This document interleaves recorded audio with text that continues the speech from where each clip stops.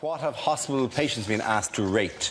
They have been asked to rate, apparently, exactly how good the A&E departments are. The question is, would you recommend this A&E department to your friends and family? I mean, what are you going to say to them? Oh, well, don't worry, you've had an accident. You're going to St Mark's, and that's got a cracking A&E. Changed the beginning of Casualty. Wasn't it? Just a man falling off his shed onto his garden rake and then crawling to his laptop to go on TripAdvisor. Or just come home to your partner, square up and go, I'm going to send you someplace nice. Well, I've never heard domestic violence put quite as charmingly as that. Yes, I look like they put don't know in. There's extremely likely, neither likely nor unlikely, extremely don't know. Don't ask the people with concussion. How would you rate it? Cabbage? Banana? Mummy? Cabbage? The people who give the lowest rating are dead. So the results are going to be unavoidably skewed. It's going to be a very awkward conversation when they go, I'm sorry, we've lost him. Do you think he was satisfied with the...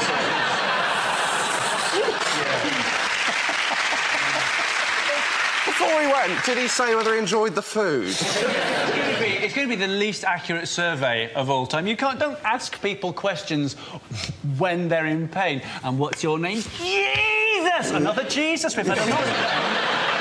They have quite confusing questions like, which hepatitis did the doctor fail to cure you of? Was it A?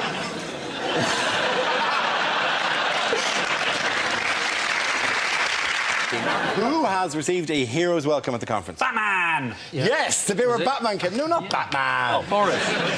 Boris Johnson said he wanted to be tough on crime. And this was after, apparently, he's had 6 bikes nicked. And you're wondering, has he really had 6 bikes nicked? Or 6 times he just hasn't got a clue where he, in fact, left them? What was the hero's welcome? What did they do for him? So they kind of clapped. It wasn't like they threw rose petals or anything. They also gave him, like they give everyone at the Tory party conference, they gave him a 2-minute standing ovation. That's what they give absolutely everyone, whatever they've said. It makes perfect sense. It's 30 seconds of clapping and a minute and a half for most of them to stand up. Do you need a hat? I can do this. Come on.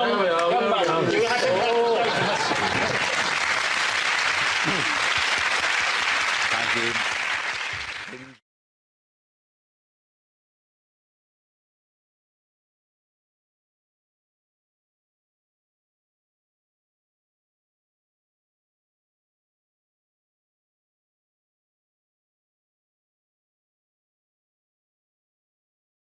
And the first topic is travel. Who wants to come into that? Chris? Hi. Don't know what's happening. It's all different on the telly. I take public transport quite a lot doing this job. I'm not a fan. I don't really like being in public, walking around. It's nothing. I don't get normal things in public when I'm walking along. I don't get normal interactions. I don't get, excuse me, sir, what time is it? Excuse me, where's the train station? I get, like, do you like leaves? Like... I could write a book on it, right? Another thing is, as a northerner, people said to me before I came to London to do work and stuff, people said, oh, the tube. Oh, the tube's awful, no one talks. No one talks. Good.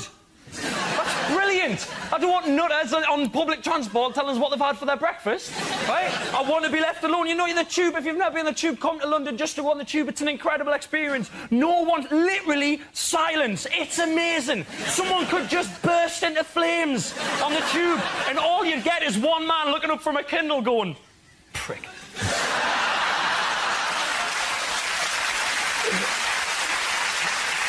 So all you'd get...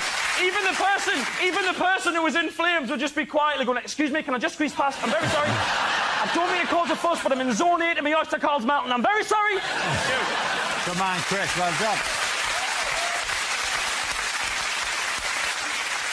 OK, that leaves us with Rob. Let's see what you've got. Let's spin the wheel again.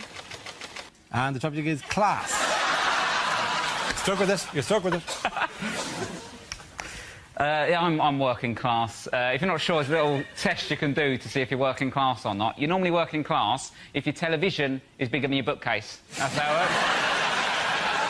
Like, in my mum's house, big 50-inch plasma on the wall, little Billy bookcase from IKEA next to it.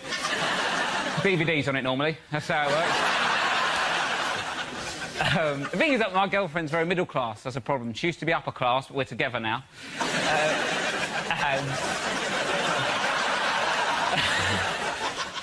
And her sister has got a boyfriend, right, called Rupert. Rupert. That's in the name. I'm not having a go. It's a decent name. I just never thought I'd meet one. Do you know what I mean? I was in the pub with him. Rupes, do you want another Malbec? What's happened to me? And the thing is, though, like, when they go around their house, right, they like, in my house, growing up, Saturday night, you'd have dinner on your lap watching You've Been Framed, right? Bit of a chavvy way, chavvy dinner. That's what we used to do. You go around their house, you sit in the conservatory, you have wine, talk about politics, right? And I started thinking, this is how you should do it, innit? This is how you should do dinner. Then after about 10 minutes, I realised I haven't got an opinion and I'd quite like to see a dog fall in a puddle. Well done. Well done to both of you. Points for both of you. Come on back. Well done. Lovely stuff. Come on.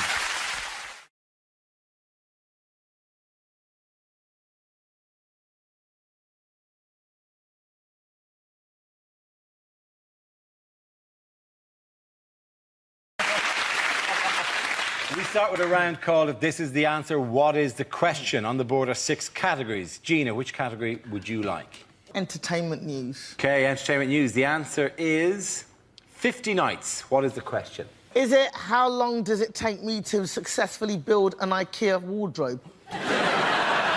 Is it if an MP spent one night in a hotel, how many nights would he claim for? Is it how much of a start was Stephen Hawking given at this year's London Marathon? Oh, and so it begins! And so it begins! The show has been going 10 seconds. How many nights per year does the Queen sneak away to do karaoke? under the alias of Big Mama. Is it how many late shifts would you have to do at B&Q before you came to dismiss life as a grotesque pantomime? Is it dogs often go to fetch help when their master is in trouble? How long would you have to be lying dead before your cat gave a shit?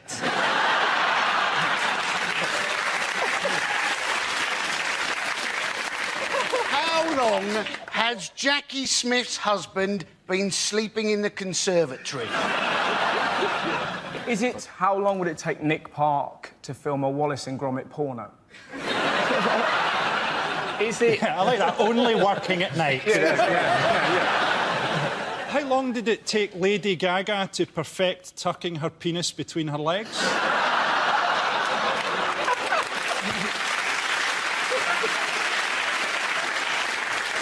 Is it which themed disco evenings have the most restrictive age policy? 50 nights. No? Is it?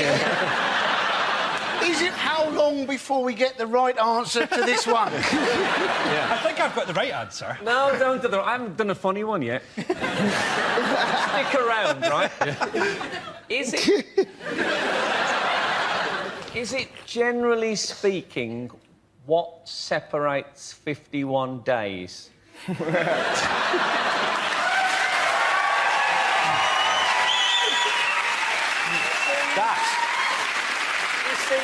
You don't have to be rude. Is it the number of nights that Michael Jackson was going to play the O2 Arena? It is, of course. Absolutely. Thank you very much, Danny. The question I was looking for was, how many nights was Michael Jackson due to perform at London's O2 Arena before his recent death? This is the news that the King of Pop, the news that the King... You have heard this, I presume, somewhere.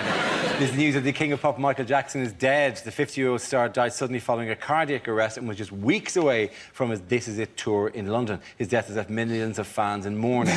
One devastated fan said, "I was at Disneyland when I heard he died. I didn't want to believe it. It was only when Mickey Mouse confirmed it to me that I accepted it." You know how in the future everyone will say, "Oh, do you remember where you were when Michael Jackson died?" Almost everybody will be able to answer, "I was texting a joke about Michael Jackson." Even the doctor that was announcing that he died had a look across his face like, "I've got one." He touched millions of fans. People are going to love this. But you could just... There was a bloke on the radio, I was listening on 5 Live or something, he said, brilliantly, he said, I'm really glad that he didn't do those 50 nights at the O2, because I think they would have killed him. People reacted to his death very differently, didn't they? I mean, like Jermaine Jackson was on the news saying that he wished that he'd died instead. Do you see that? Yeah. And I reacted differently. I wished that he'd died as well. There are, now that he's dead, 13 singles in the top 40. So the Spice Girls, they know what they've got to do, don't they?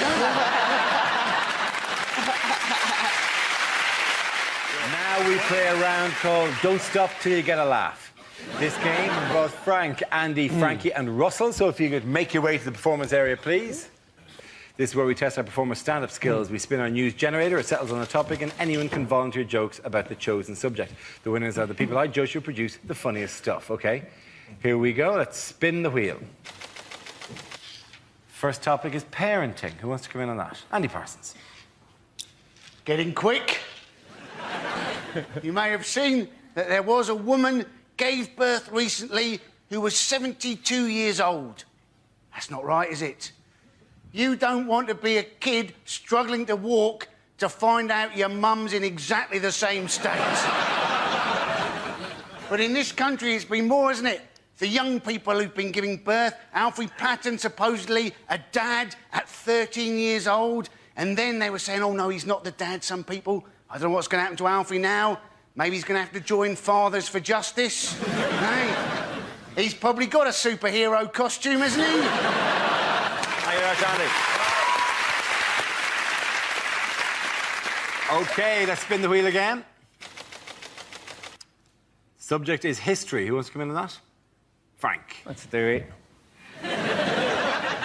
Yes, history. I think it's important not to trust history. Don't take things for granted. I watched that film, The Elephant Man, recently, and it suddenly struck me after all these years that the Elephant Man doesn't actually look like an elephant. He doesn't. The Elephant Man doesn't look like an elephant. If anything, he looks like fresh ginger. Now, obviously, if you're putting up posters trying to sell a freak show, you can't say, coming soon, the Ginger Man. Or people are going to think, OK, they're not the best-looking people in the world, but I'm not paying to see one. Now, you can edit history now, right? They've brought it... Scientists have found out which part of the brain contains your bad memories, and they have developed a drug, you must have read about this, that can actually erase bad memories. It's what Ronnie Wood's 20-year-old girlfriend calls the morning after pill. Thank you very much, Frank.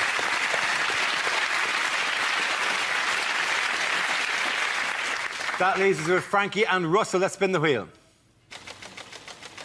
Next topic is Britain's Got Talent. Frankie. Yeah, I actually watched this series of Britain's Got Talent, or as I think it should be renamed, How Bored Are Britain's Women and Homosexuals? Susan Boyle, to me, looks like Gordon Brown playing Mrs. Doubtfire.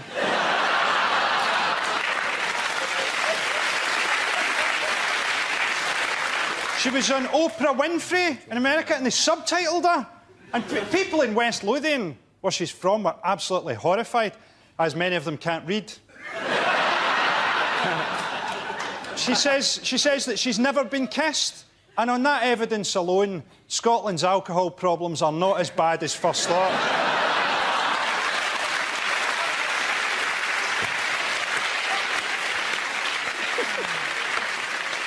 OK, let's see what Russell's been left with. Let's spin the wheel.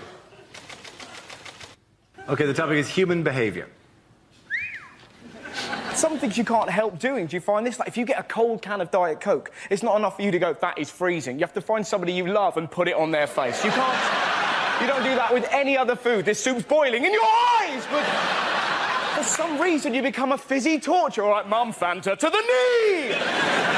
We're all fairly peculiar. Sometimes you think weird thoughts. I was in Tesco the other day. I was offered a bag for life, and I found myself going, I can't commit to that. You know? I don't know what bags are going to be like in the future. I feel like a tool if I got a plastic one in 2024. People go, I've got a new bag. It packs itself and speaks Spanish. Piece of shit. What can you do? I can suffocate a child. That's all you're good for. He can speak Spanish. I can hurt your hands on long journeys. Well done, Russell. Points there go to Andy and Russell.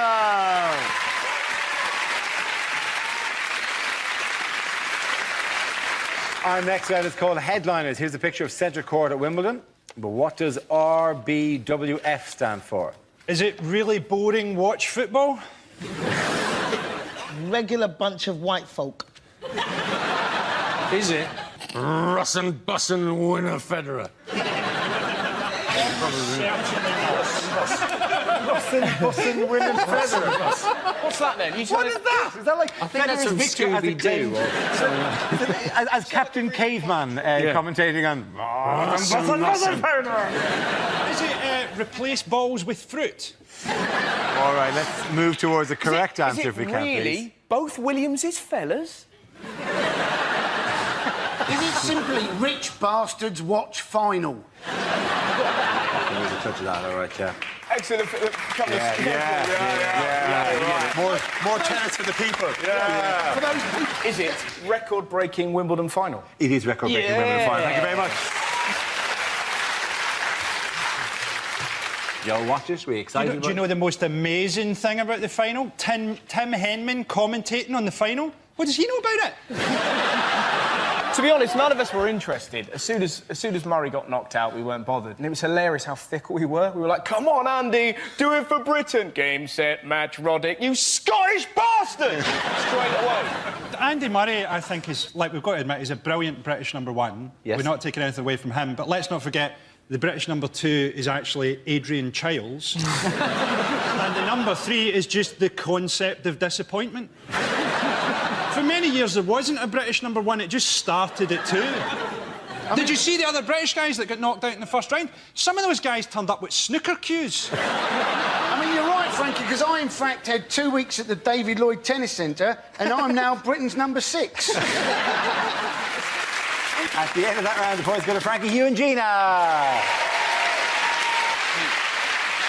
Now we come to our final quickfire round called Scenes We'd Like to See. This is for everyone, so if you can all make your way over to the performance area, please. I caught ideas for scenarios we'd love to see, and the performers come in with their suggestions. Right, here we go. The first subject is things you wouldn't hear from a weather forecaster. The Met Office have issued a weather warning. They've told the weather not to do that again, or there'll be trouble. Temperatures could rise to 31 degrees. Shit, I've left my baby in the car!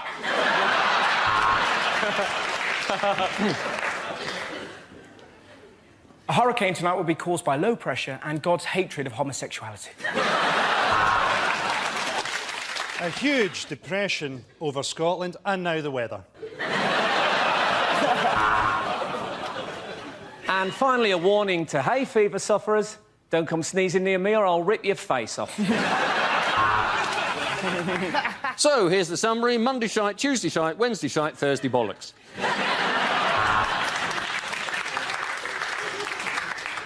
The humidity's rising, the barometer's going low. Tonight, for the first time, just about 10:30, it's going to start raining men.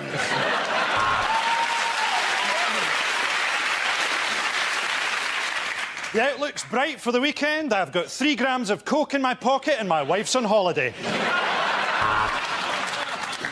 Well, let's go to Carol on the roof of Television Centre. She's not meant to be there. She's just a bit depressed. This part of the country is going to stay hot and wet for quite some time because that's where my girlfriend lives. Oh, yeah. So, it's going to be between 17 and 21, but Berlusconi won't date older than that. It was raining cats and dogs last night. I should know. I was throwing them off my roof.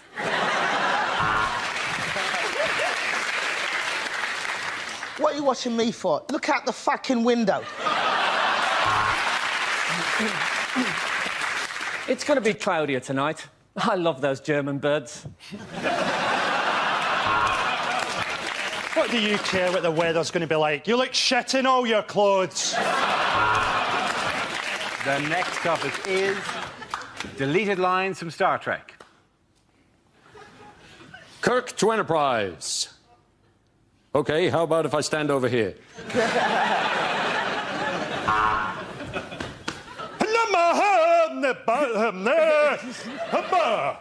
Scotty, that's the most convincing your accent has ever been. Captain, I can see an alien ship approaching. It's not showing up on the radar. It's a circular vessel, some sort of lettering and number... Oh, no, sorry, it's my tax disc.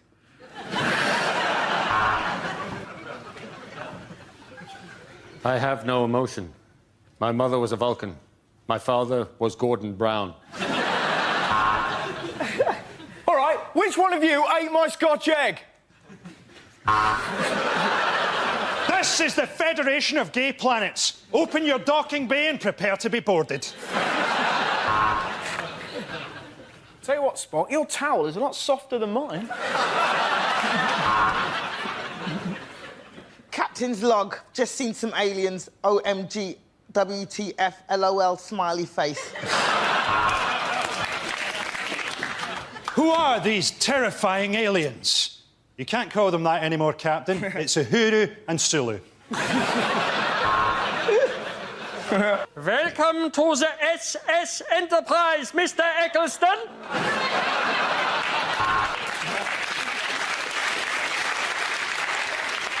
Now, which one of you put your red top in the washing with all the yellow ones? There's going to be some changes around here. They call me Captain Tatty Bojangles. What's wrong, Captain Picard? What's wrong? I'm a serious Shakespearean actor, and I'm talking to the ambassador of the fucking worm people! At the end of that round, the points go to Russell, Frank and Andy!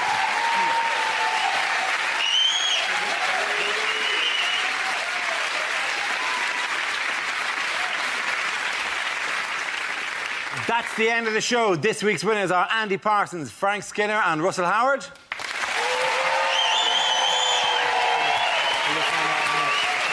Commiserations to Frankie Boyd, Hugh Dennis and Jeannie Ashery. Thank you for watching. I'm Dara Breen. Good night.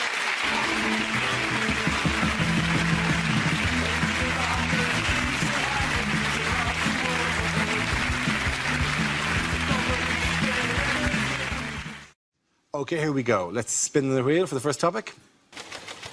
And the first topic is parenthood. Who wants to come in on that? Ed. Been thinking recently that I should maybe have a baby, but I've thought about it and definitely not. Couldn't handle that amount of responsibility. Something that precious, it's terrifying. You know, I've got friends who've just had a baby and they offer that thing around like a plate of biscuits. Do you want to hold my baby? Do you want to hold my baby? I don't want to touch your baby. That is a heart in a bag. I'm going nowhere near that thing. You wouldn't send the work experience into the boardroom, would you? Start me off at holding your uncle and I will work my way up. This is Uncle Toby, 47, from Swansea. Don't worry about dropping me, Ed. I am absolutely shit-faced. Still can't help it. I still think I might want a baby. Like, there's just moments in life I'm just grabbing at signs from the universe. Think, oh, maybe I should have a baby. It's happened to me the other day. I was in the queue in a shop to buy a new light bulb. Because I'm not a student anymore, my light bulb had gone. I'm not going to sit there in the dark for 6 months. So I was in the queue, and in the queue in front of me was a man with a baby. He was a dad. You've got to give people the benefit of the doubt in that scenario. Can't go storming in going, excuse me, is that your baby? You've just got to admit it probably is, right? And on the wall, there were these light switches. They weren't real light switches. They were just, like, designer ones to show you what they would look like on the wall. And the baby was playing with them. Was going, ah-da-da-da-da-da-da, playing with them. And the dad was going, yeah, try that one. And was going, ah-da-da. I saw that. I thought, ooh, that's quite sweet. Maybe I want a baby. There's something in that tableau that I quite like. Maybe I want a baby. Am I broody? Is this brood? And then the dad walked off with the baby, and I wandered over to the light switches and started playing with them. I thought, oh, no, that's what I wanted. Very good, Ed.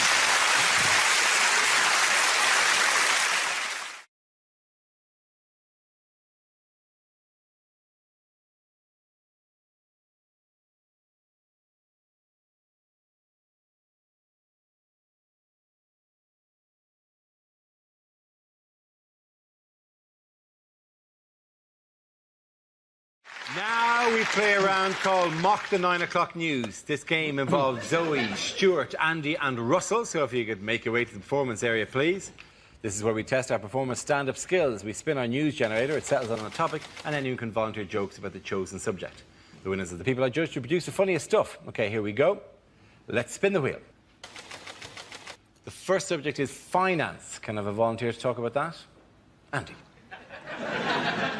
British Airways, their answer to the credit crunch, they've asked their employees, can you come into work for nothing for a month or take a month off unpaid? There's a tricky choice, isn't there? And who is going to want to fly British Airways? The last thing you want to hear when you get on the plane, this is your captain speaking. I'm not being paid today. Good luck. I am looking forward to seeing the credit crunch version of Monopoly. You know, instead of getting £1,500 from the bank, you have to lend the bank £1,500. And then everybody keeps on going round the board with nobody buying any property whatsoever because they always think it's going to be cheaper next time they go around. Well done, Andy. OK, let's spin the wheel again. The subject is Sarah Palin. Who wants to talk about that? Sarah Palin. She was apparently an ex-beauty queen of a town in Alaska called Wasilla. And the press were very keen on this. They kept saying, you know, the beauty queen Sarah Palin, the ex-beauty queen, the beauty queen Sarah Palin. Let me tell you something, people. Wasilla is a very, very small town. Population 8, possibly 9,000 people at the best of times. To call it a one-horse town is to over-exaggerate the number of horses in that town by one. They timeshare a horse with another shithole down the road. Now, my brother used to live in Anchorage, Alaska, and I have been to Wasilla, and in the 5 minutes it took us to drive across Wasilla, I was voted beauty queen of Wasilla. It was no big deal, honestly. An otter and a caribou came second and third, respect. Thank you very much, Joey. That leaves us with Stuart and Russell. Let's spin the wheel again. The next topic is men's health. Who wants to come in on that? Russell. I went to the doctors recently with anal issues. I thought I had cancer, not I can't put my CDs in order. But it's a terrifying moment, right? So scary, because in your head, I'm going to die, I'm going to die. And I went there and I took down my trousers. Obviously, we had a chat first, and it just... I'm not very well. You see that, mate? This is a chip shop. You've never done it slower in your life. I was just peeling them down. I got them down to about there. Just heard his booming voice go, in the other room. You have a decision to make there. Do you pull them up or do you waddle with pride, right? You waddle, that's what you do. When you waddle, you can't help but giggle. The last thing you need is to be giggling before a man's going to pop his finger in your Richard, because now you're a wiggling target, right? I'll be honest, when the finger goes in, you're not laughing anymore! You're like a red arrow! And that's the moment they chat. How you doing? Fine. When you draw the curtains, we've gathered quite a crowd. Look at that, it's Atrium Steps and he's getting violated. I'm not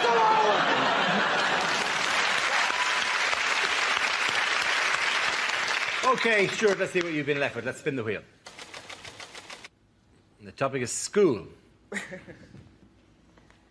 You are looking at a very proud Canadian who's very proud of the education system in Canada.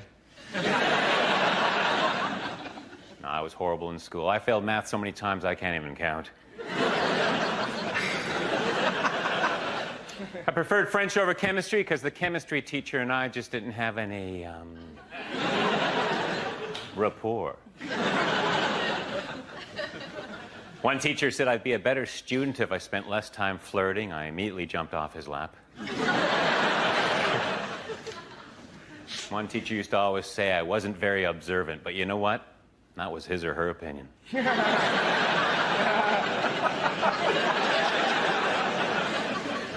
I was going to join the debating team, but someone talked me out of it.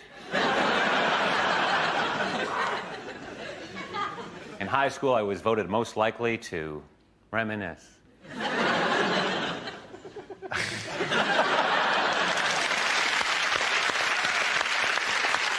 OK, at the end of that round, the points go to Zoe and Stuart.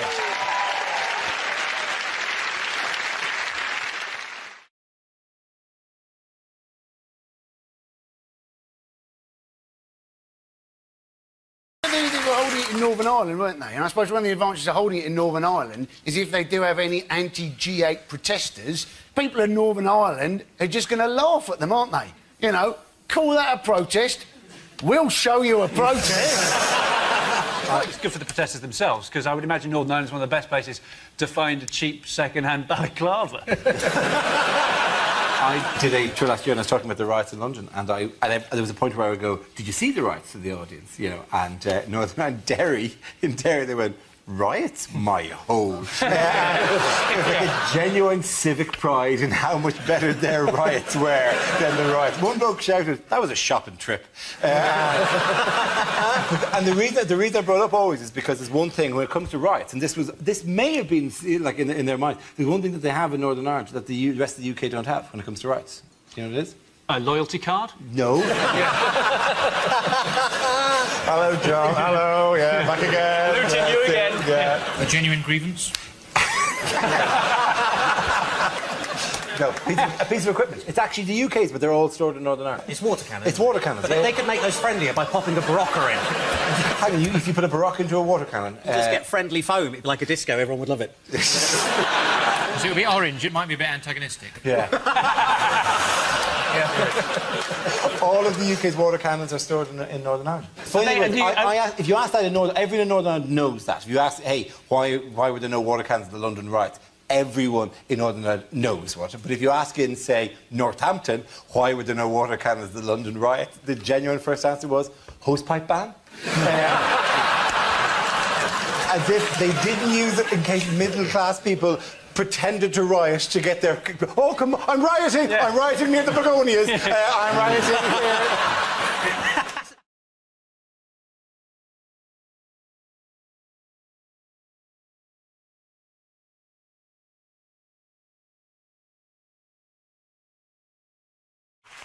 OK, the next topic is...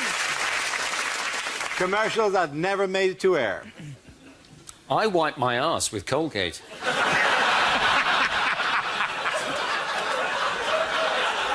And now, I've got a ring of confidence.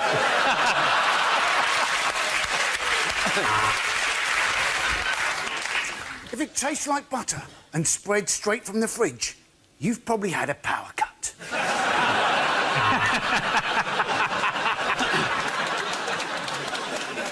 Condoms. Because if she'd sleep with you, she'd sleep with anyone.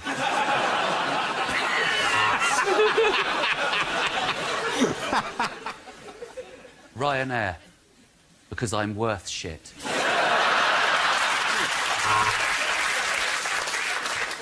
As leader of the Labour Party, I always like to look my best. It's very important to me to have a smooth finish, which is why I use the Mach 4. As I often say, that was a close shave, wasn't it, Gromit?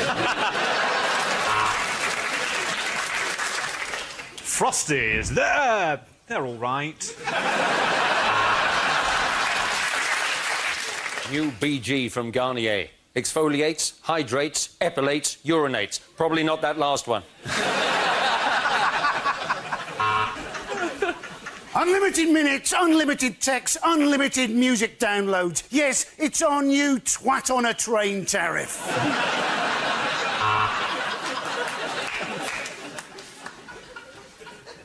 Have a break. Have a wank.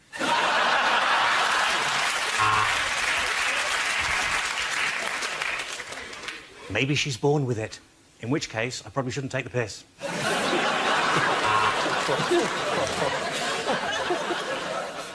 Bekele has to walk for 5 miles every day for fresh water. That's why she ought to be thinking about the new Mazda.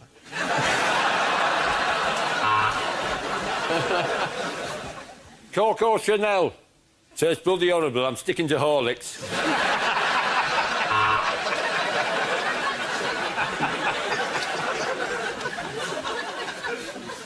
Lidl.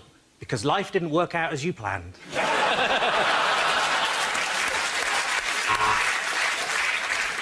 Hi, I'm Kevin Bacon, doing an ad on British TV.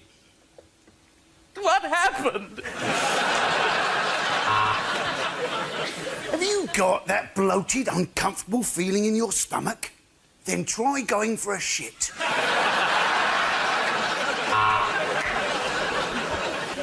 The DFS furniture sale is not currently on.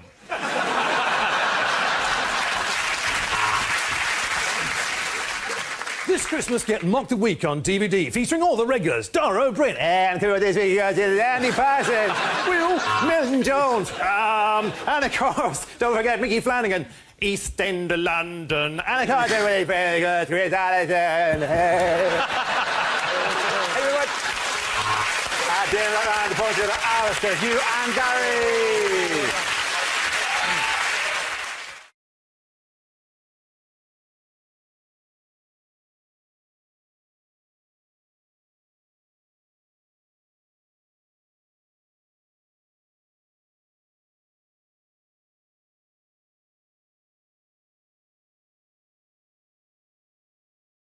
Let's see the first topic, please. The first subject is catering. Anyone's given that? Josh. My favourite place to eat is the breakfast buffet in a hotel. Because at a breakfast buffet, I will eat absolutely everything. That's the rule, isn't it? At home, I will have cereal or toast for breakfast. At a breakfast buffet, I am having cereal and toast as my starter. In combinations you would never consider at home. Coming back and what have I got? Well, 8 hash browns, topped with some Dutch cheese, actually.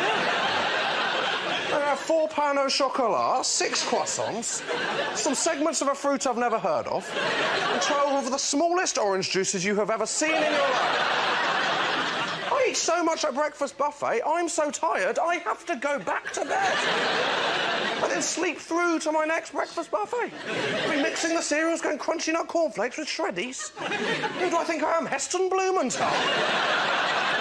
You've got to do it, don't you? It's like when you're in Nando's, they give you the plastic glass to pour your own drink. I think, well, I'd be an idiot not to make myself a spranter in this situation, wouldn't I? What am I having? Having a Sprocofola, actually, yeah, all of it. What did it taste like? Utter shit, absolutely terrible. Thank you. Thank you very much, Joe and Josh. OK, let's have a look at the next subject. And the topic is smoking. Let's come out. Joe. I've actually given up smoking, which, well, that's a lie. I'll be honest with you, I'm one of those pricks that says they've given up and then goes to the pub and smokes yours. Because when I was a proper smoker, I hated pricks like that. I really like... You know, someone comes to you and go, have you got a spare cigarette? I go, no. Because unfortunately, I'm addicted to them. Which means I pretty much take a shine to all of them.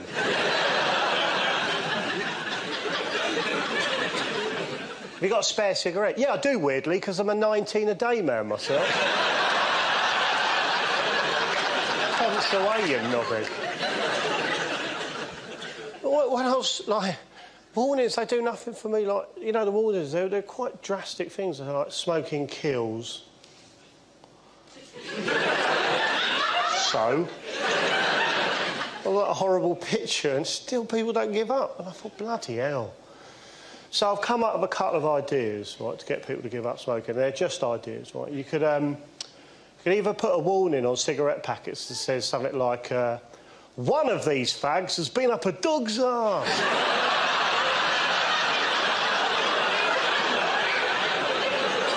Yeah, I think that'll separate the men from the boys, isn't it?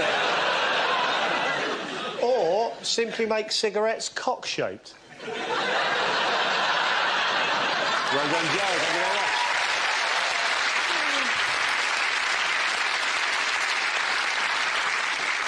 So that leaves Milton. Let's see what topic you've got. And the topic is school.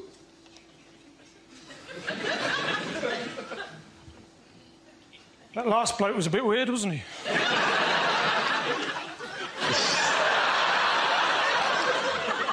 Anyway, I went back to my old school the other day. First time in 30 years. I took a note.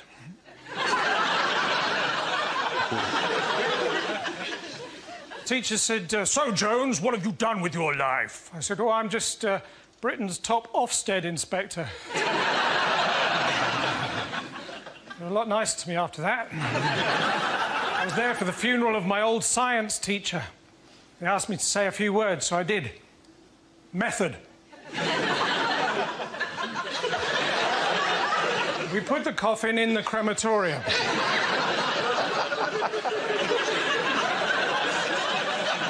Observations. It burned with an orangey bright flame.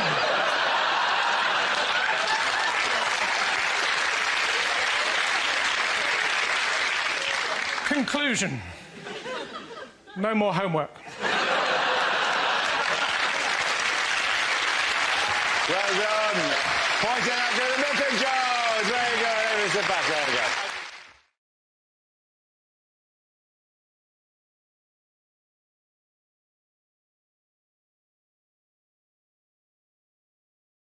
We play a round called Mock Up Your Daughters. This game involves Sarah, John, Chris and Andy, so if you could make your way to the performance area, please. This round is a stand-up challenge. I launched a wheel of news, and whoever chooses to stop one of our performers must step forward and talk about that subject. The winner is whoever I think is the funniest. OK, here we go. Let's have our first topic, please. First topic is language. Who wants to come in with that? Chris. Language, apparently, was developed by humans to help them during hunting. That's what people will tell you. I don't buy that. I think language is more likely to have developed spontaneously, probably between a cave couple who were just furious with each other, incandescent with rage, but completely incapable of expressing their emotion, just standing opposite each other in the cave mouth, going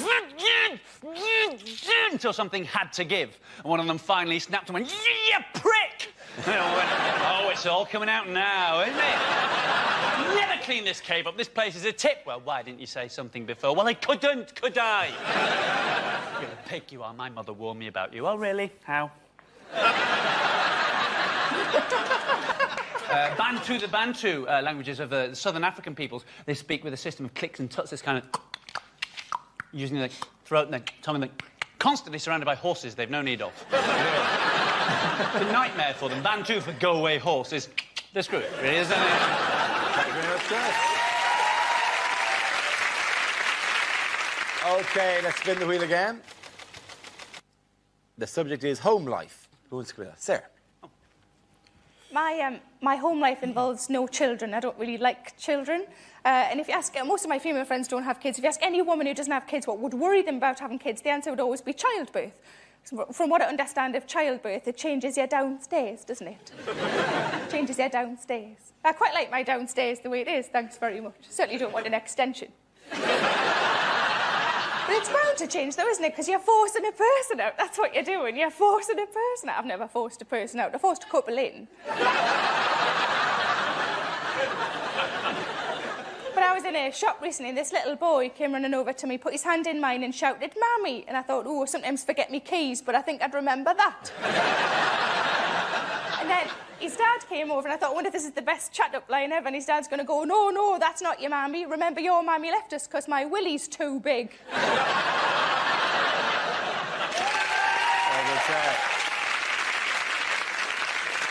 OK, that leaves with Andy and John. The next topic, please.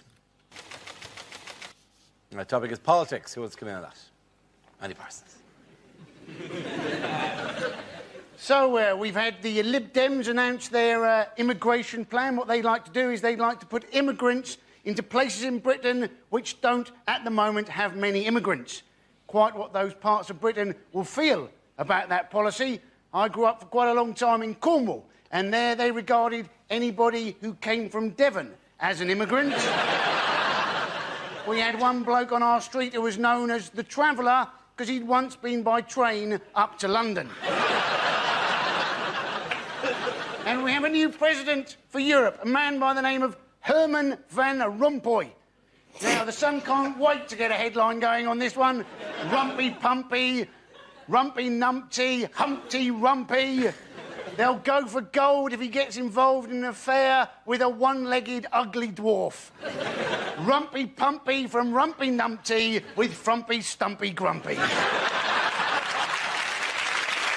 Well Andy Parsons. OK, John, let's see what you've been left with. The topic is fitness. I think as a country we all know that we're not as fit as we used to be. We still sell a lot of sports clothing, though. I'm from Liverpool. If you ever go to Liverpool and you look around at the number of people in tracksuits, you'll think you're in an Olympic village. The reality is you've only got to see the size of the tracksuits to know that you're not in an Olympic village. And the problem is when you invest in some sport and clothes, you feel you've got to do something with them. I bought a brand new pair of running shoes, a brand new pair of shoes that I thought I'll have to do something. One of my mates said, why don't you join us? A few of us are doing a 10K race. Never run a 10K before, and when you enter, you've got to put an estimated finish time. I didn't know what to put down. I phoned my mate Sam up. I said, what shall I put down? He said, oh, put 22 minutes. I know that seems optimistic. I'll put 24 minutes. I sent the form in. I turned up on the day of the 10K race. I turned up with my mates. I was stood there with an orange number. All my mates had blue numbers. The steward came up to me. He said, what are you doing here?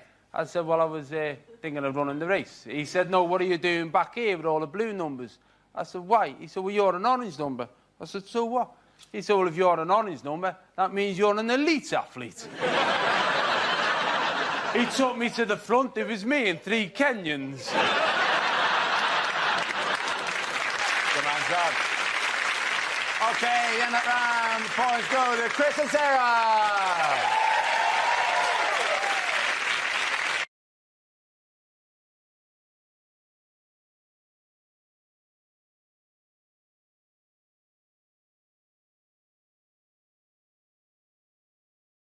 Now we come to scenes we'd like to see, so if everyone can make their way over to the performance area, I'll read out this week's topics, and then we'll see what our panellists can come up with.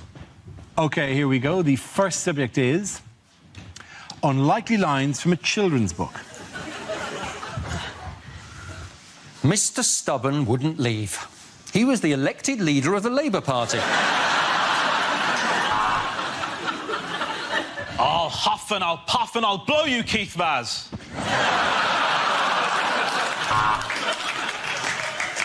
As Noddy looked at his new friends, Rampant Rabbit and Linda the Love Egg, he realised he was in a very different kind of toy town. And all the animals of Buttercup Farm celebrated because Percy Pig was going to the slaughterhouse and they never had to listen to that whiny little bastard again. And the beautiful woman was cursed to sleep for 100 years. And that's your defence, is it, Mr. Cosby? She didn't do it. Don't boo her.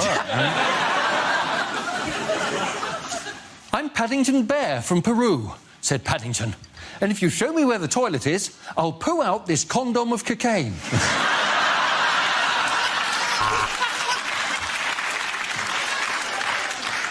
It's the absolutely horrific follow-up to Netflix and Chill. Swallows and Amazons. And was there a happy ending? Well, the prince did love massage parlours. I will never tell you my name. You will have to guess my name, said Rumpelstiltskin, really holding up the queue at Starbucks. From under the bridge came the voice of the troll. Where? Women can't be Ghostbusters, send!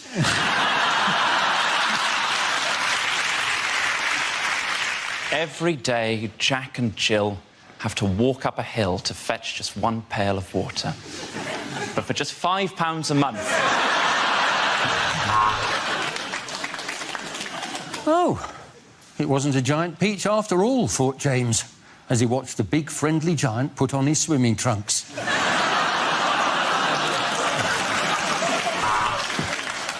He pushed aside the clothes and there, at the back of the wardrobe, found a magical land of nipple clamps and lube.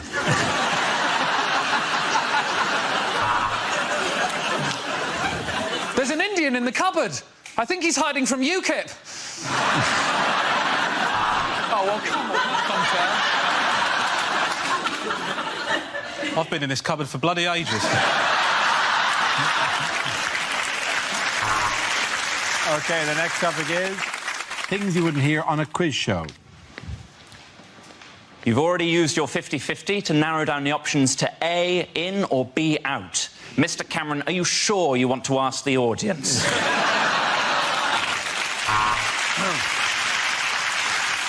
Well, in that round on sexually transmitted diseases, you passed on 4.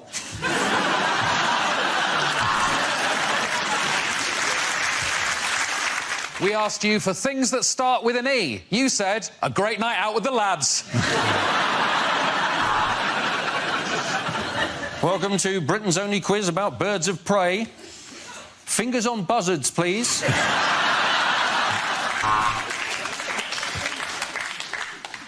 Here at The Chase, we just want to reiterate that our chase is not called the Dark Destroyer for any ethnic reasons. Now, please, could you welcome our new chaser, Raj the Head Wobbler Patel. So the final round on OAP quiz is sudden death. Boom! Welcome to Eggheads. Well, we couldn't call it smug pricks, could we?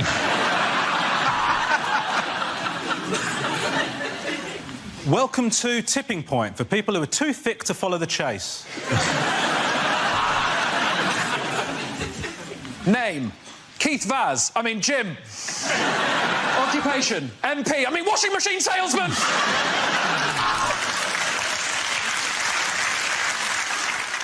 I'm afraid we're going to have to take your first answer, so let's see if the capital of Azerbaijan is fucked if I know.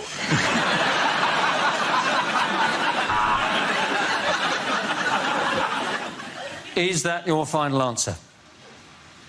I'll marry someone else then.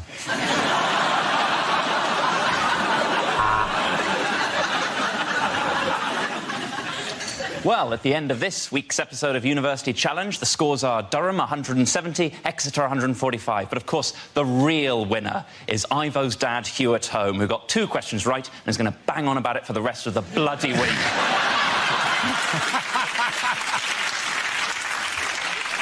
Well, we've given the contestants their meth and sent them to Hampton Court. Welcome to the Crystal Maze.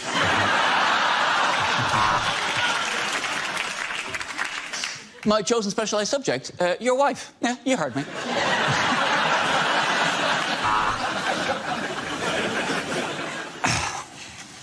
I've started, so I'll finish.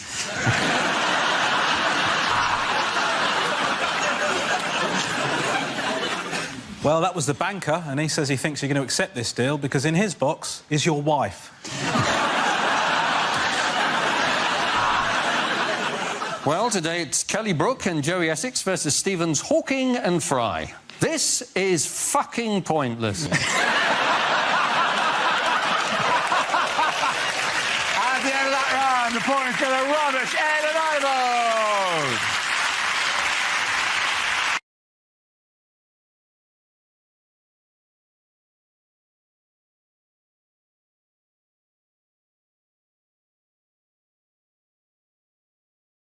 Now we come to scenes we'd like to see. So if everyone can make their way over to the performance area, I'll read out this week's topics and we'll see what our panellists can come up with. OK, here we go. The first subject is unlikely greeting cards. Roses are red, violets are blue. Sorry you're dead. What can you do?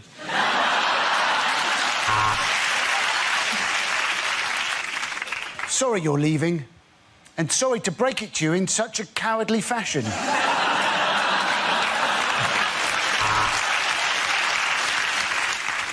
Happy Father's Day, whoever you are, wherever you are.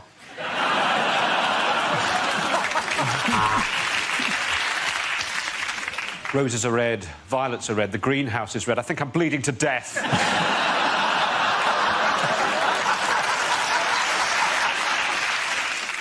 At this difficult time, I'm thinking of you, wearing suspenders and a mask.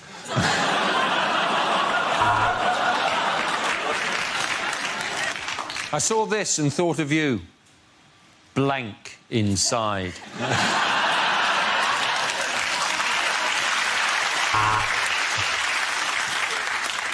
My feelings can't be put into words, although the judge did describe them as inappropriate.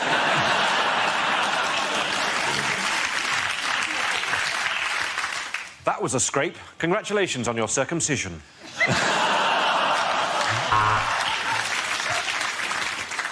Congratulations, you did it. And we'll prove it. The Crown Prosecution Service.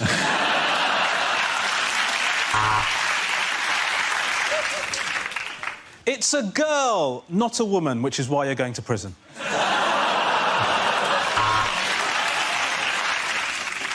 With deepest sympathies for the loss of your grandmother. / happy housewarming.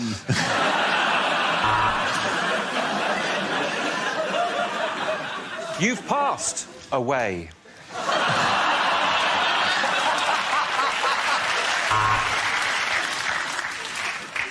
21 years, and this time you'll probably die in prison.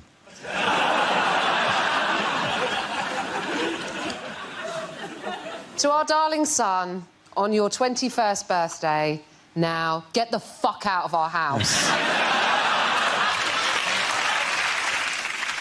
Please help me. I'm trapped inside a North Korean card factory.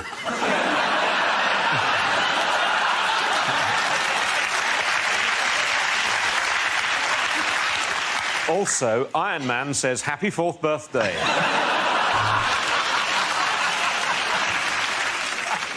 Roses are red, violets are blue. When you go down on me, please don't chew. OK, the next topic is things you wouldn't hear on a science documentary. The dinosaurs were wiped out by a giant asteroid. Silly them for all standing in the same place.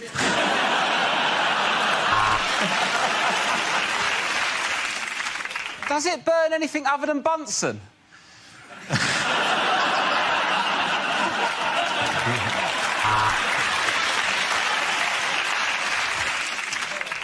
He named the star after himself, and now we find ourselves looking at Arthur Cockmonster III. So, it glows in the dark and it has a half-life of 1,000 years. Frankly, I've never done a poo like it. On today's show, we'll be talking about the Jurassic period, where only dinosaurs and Bruce Forsyth roam the earth. He's old, isn't he?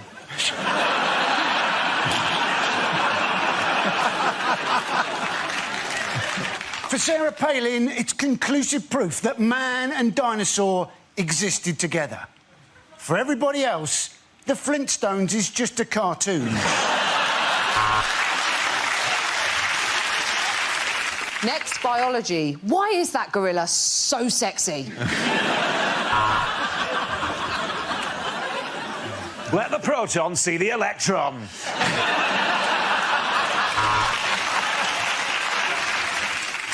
Scientists in Loughborough found the formula to make the perfect cup of tea, which is quite controversial as the grant was for AIDS research.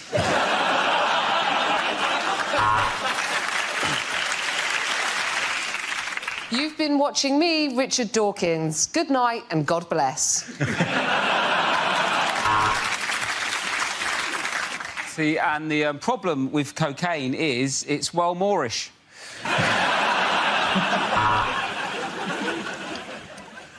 Well, we could ask a proper scientist about this, or we could ask Dara O'Brien.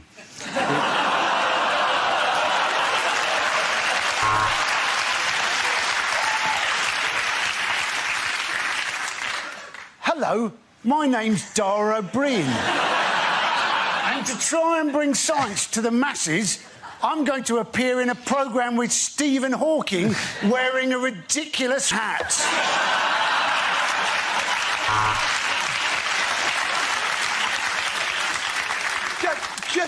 Just enough with the, you know... I love that hat, by the way. Hello, I'm Dara O'Brien. And I've got a massive head and a massive brain. But all I get to do in this bit is just press a little button.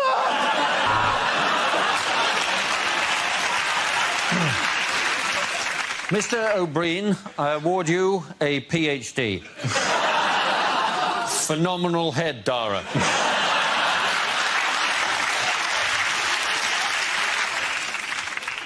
I would just like to say that I think Dara O'Brien's a legend.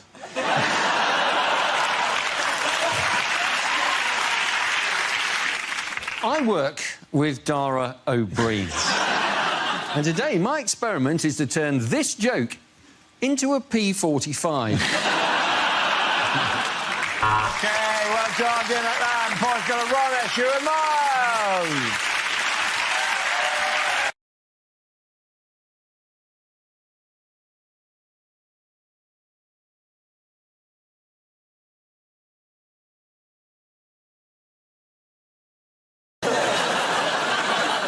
In other news, where was Theresa May, however, speaking this week? Florence. She did go to Florence. Yeah. Wonderful. Well, Yes. Nice, lovely place to go. Yeah, Wasn't it? where she was trapped in a glass box. Yeah. Failed to get out. I think I'm not quite sure why she went to Florence. The way it's going with this constant extensions, it feels like the only way we're going to leave Europe is because of actual continental drift. Nigel Farage is very unhappy about the sort of transitional period, and he said people in this country didn't vote for a transitional period. I'll tell you what else people in this country didn't vote for. Nigel Farage!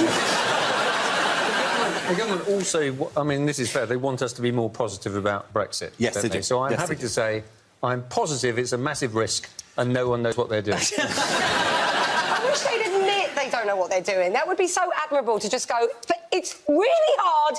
Forget it, I wish I hadn't said it. Sometimes I say to the kids, right, that is it. No telly, no video games, no iPads. But that is unenforceable. You cannot keep that.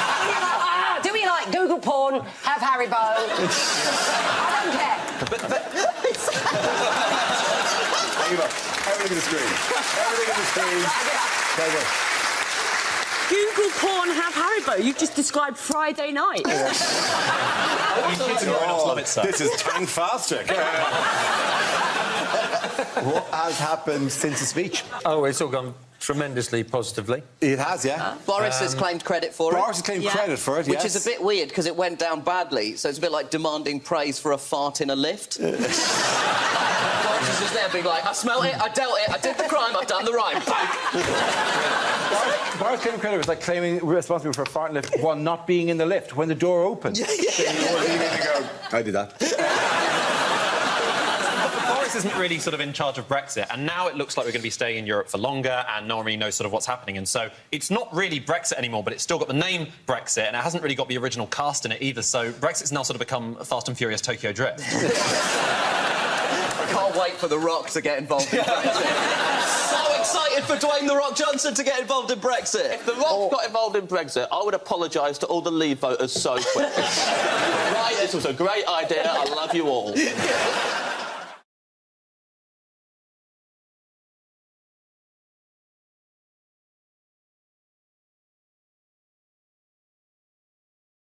The first subject is unlikely lines to find in the Bible.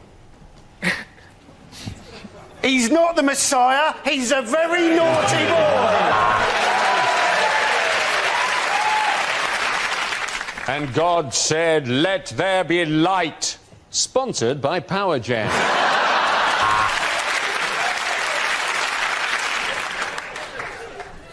A long time ago, in a galaxy far, far away. And God said, right, that's the 14 commandments. Now, will you remember all those? That's very good. Table for 12, Jesus. I can do 2 6s at 8:30. And on the 8th day, God created a magic talking leopard and forgot all about us. And Mary said God had given her a child, so Joseph went and joined Fathers for Justice. And it rained for 40 days and 40 nights, although Thames Water still had a hosepipe ban. St. Paul's third epistle to the Corinthians. Dear Corinthians, I've written to you twice now. No reply. I don't know how you do things in Corinth, but where I'm from, that's a bit rude.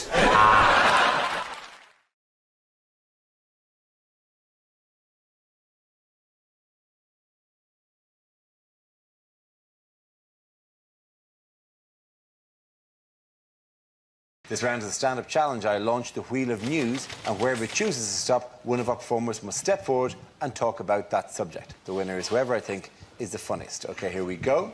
The first subject is festivals. Who wants to come in on that? Kevin.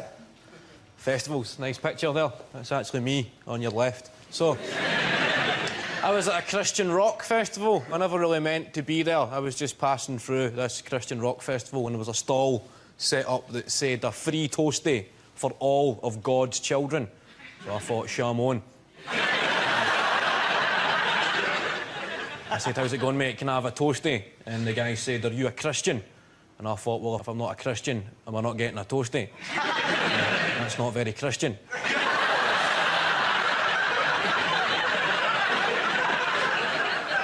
And with this, the guy crumbled and stood back to reveal a chalkboard and he said, OK, you can have cheese or cheese and ham.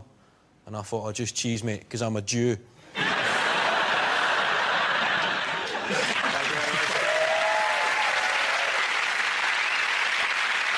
OK, let's spin the wheel again.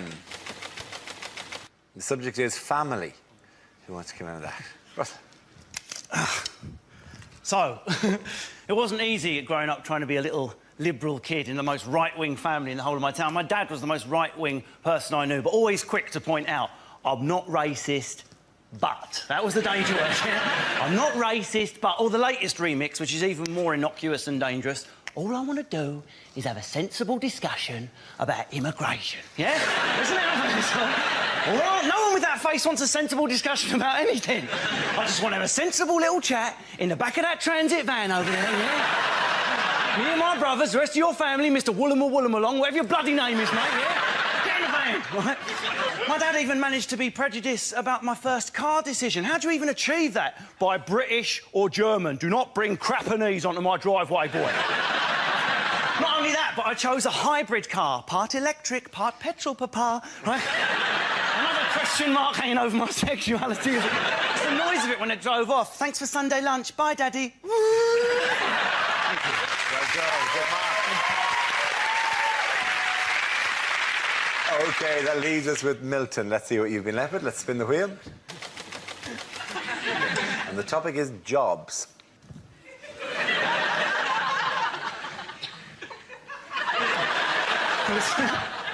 I used to work at a Christian rock festival selling toasties.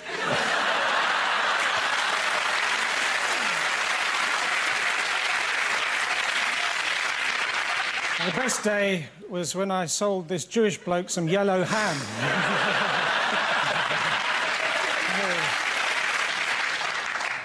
My dad was a dustman. I didn't like him coming to collect us from school, though. Not because I was ashamed he was a dustman, it's just you never knew which day he was going to come.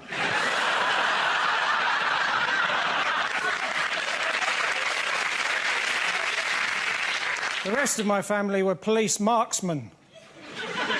Apart from my grandfather, he was a bank robber. He died quite recently, surrounded by his family.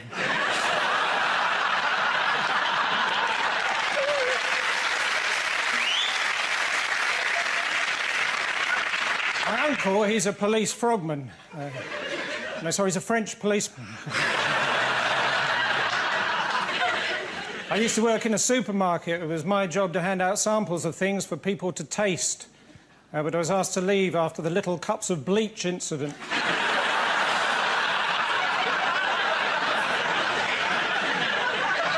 After that, I worked in a pathology lab, but I was asked to leave after one of my reports said cause of death, autopsy.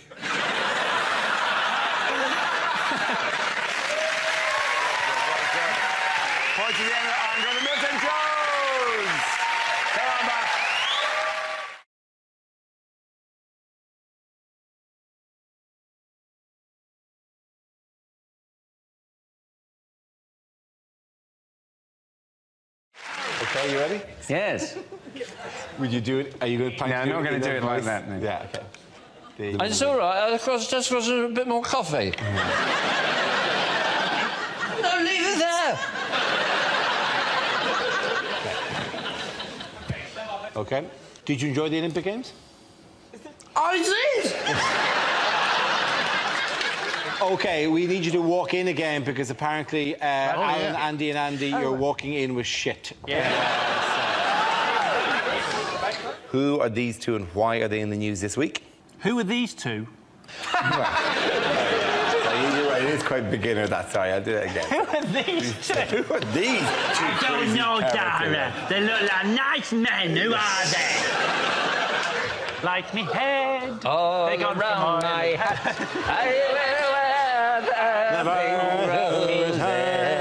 Why will you not die, Skywalker? Michael, they have taken you. Will you not go home and die? Wasn't there any of that at the Olympic opening ceremony? What? None of it, Irish rebel songs? Yeah. They weren't all Irish. We've got a great... It would be really weird if they just opened on a man going, England has stolen our young.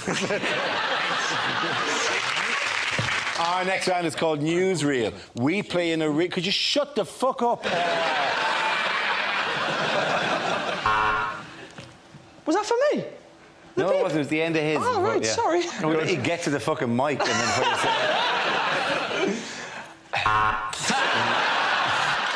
Well, this is the news that Ed Miliband has launched a campaign to make himself better known to voters, embracing his geek image and comprehensive school education. So is this going to make it more appealing? No. OK. Do you know what will make him more appealing? Standing him next to a big pile of shit. Yeah, we're having fun, great. OK, how's that? Let me just... I'll just do this. Are you testing it? You liking this? Yeah. Is that all right?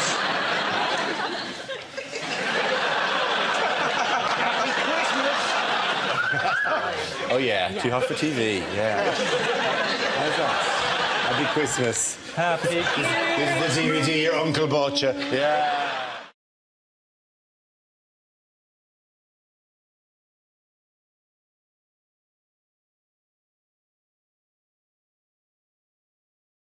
Now we come to scenes we'd like to see. So if everyone can make their way over to the performance area, please.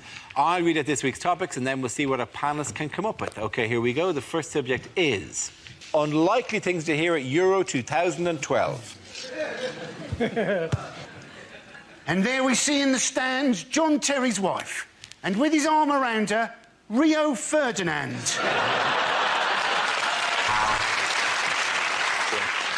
Well, this French team has 3 strikers. Luckily, the other 8 have agreed to play.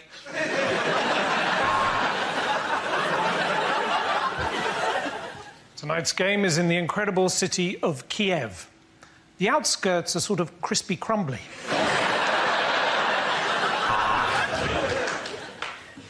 And Holland are 2 down. Yes, I've finished the crossword. And the Greeks have reached the quarter-final. If only they'd had a massive bet on that. Oh, that's a bad one. You can see the bone sticking right out. These Ukrainian meat pies really are awful. And now over to Mark Lawrenson, who has something really interesting to say. Well, I've never seen that on a pitch before. It seems the referee really is a wanker.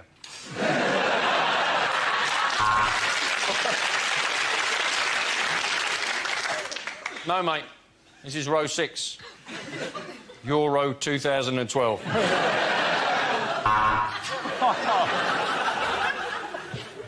Here in Ukraine, we launch campaign. Kick football out of racism.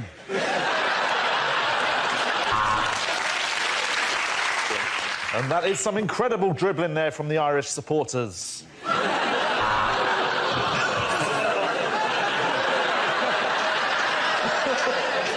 Sorry. And things are about to turn ugly as we go back to the studio to Adrian Childs.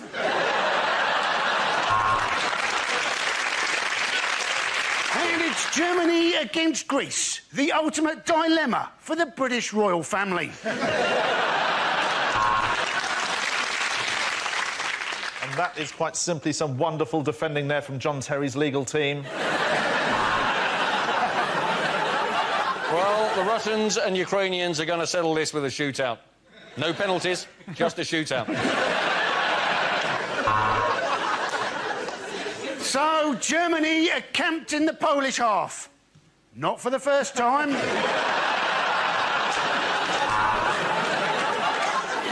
And Rooney's trying to get round the keeper, but his keeper's not letting him out of his cage.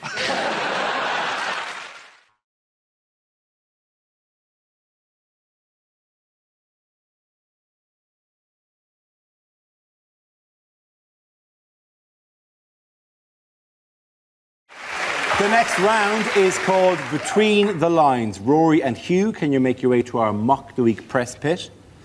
In this round, one player takes the role of a famous person making a speech, while the other says what they really mean. Rory, you are George W. Bush making his TV address to the nation. Hugh, tell us what he's really saying.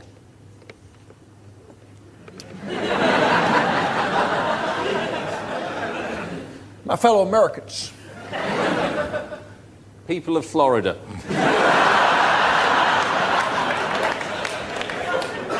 2 years ago, I declared that hostilities in Iraq were over. Unfortunately, nobody told the other side. See, we proved them wrong in Iraq. They said there was no link between Iraq and Al-Qaeda.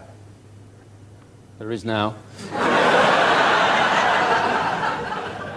What people have to understand is the problem was essentially our lack of intelligence. People have to understand. The problem is essentially my lack of intelligence.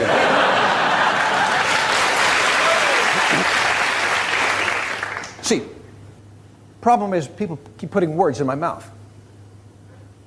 Imagine what it would be like if they didn't. Well, we will stay in Iraq until the job is done.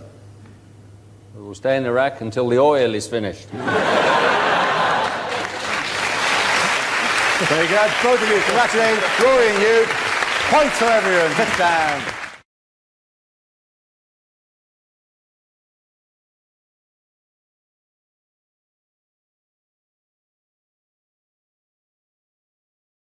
Next topic is bad things to say at Prime Minister's question time.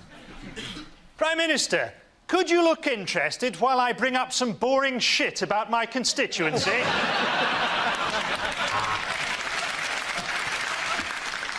Is this going to take long? Because I've got an appointment with a rent boy in half an hour. Can I ask the Prime Minister, are you paying too much for car insurance? We've got one, we've got two more poofs than you. Could I ask the Prime Minister, when are you going to retire, you bastard? Prime Minister, my first is in P, but not in canoe. What am I? The next topic is unlikely things for a TV announcer to say. For those of you of a nervous disposition, you may be disturbed to know that your television is off, and I'm speaking to you from inside your own head.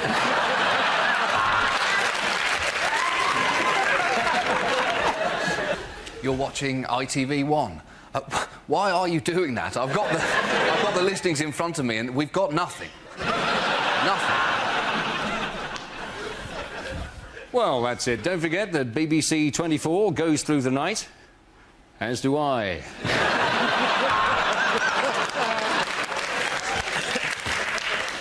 And next on Channel 5, a sensitive documentary entitled The Boy Who Looked Like a Baboon's Arse. You may be interested to know I am completely naked and playing with myself.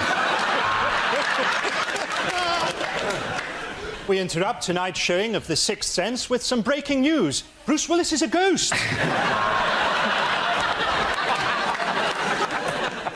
If you have been affected by any of the issues raised in Balamory... Tonight's episode of Songs of Praise contains strong language and scenes of a sexual nature. Let's leave it there.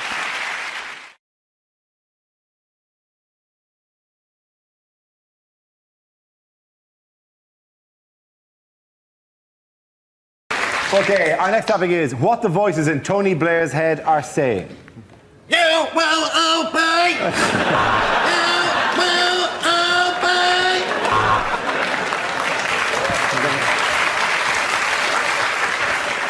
Keep smiling, have Gordon killed. Keep smiling, have Gordon killed.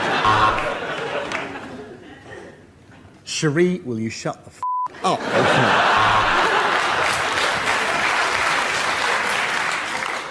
Oh, look, there's Cherie. That reminds me, I must post a letter.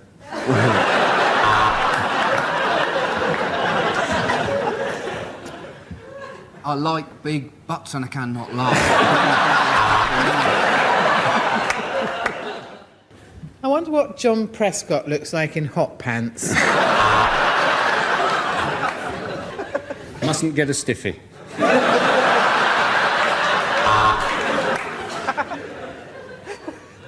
Damn it, got a stiffy. Go on, lie. You got away with it last time. Well done, everyone. All come back and sit down.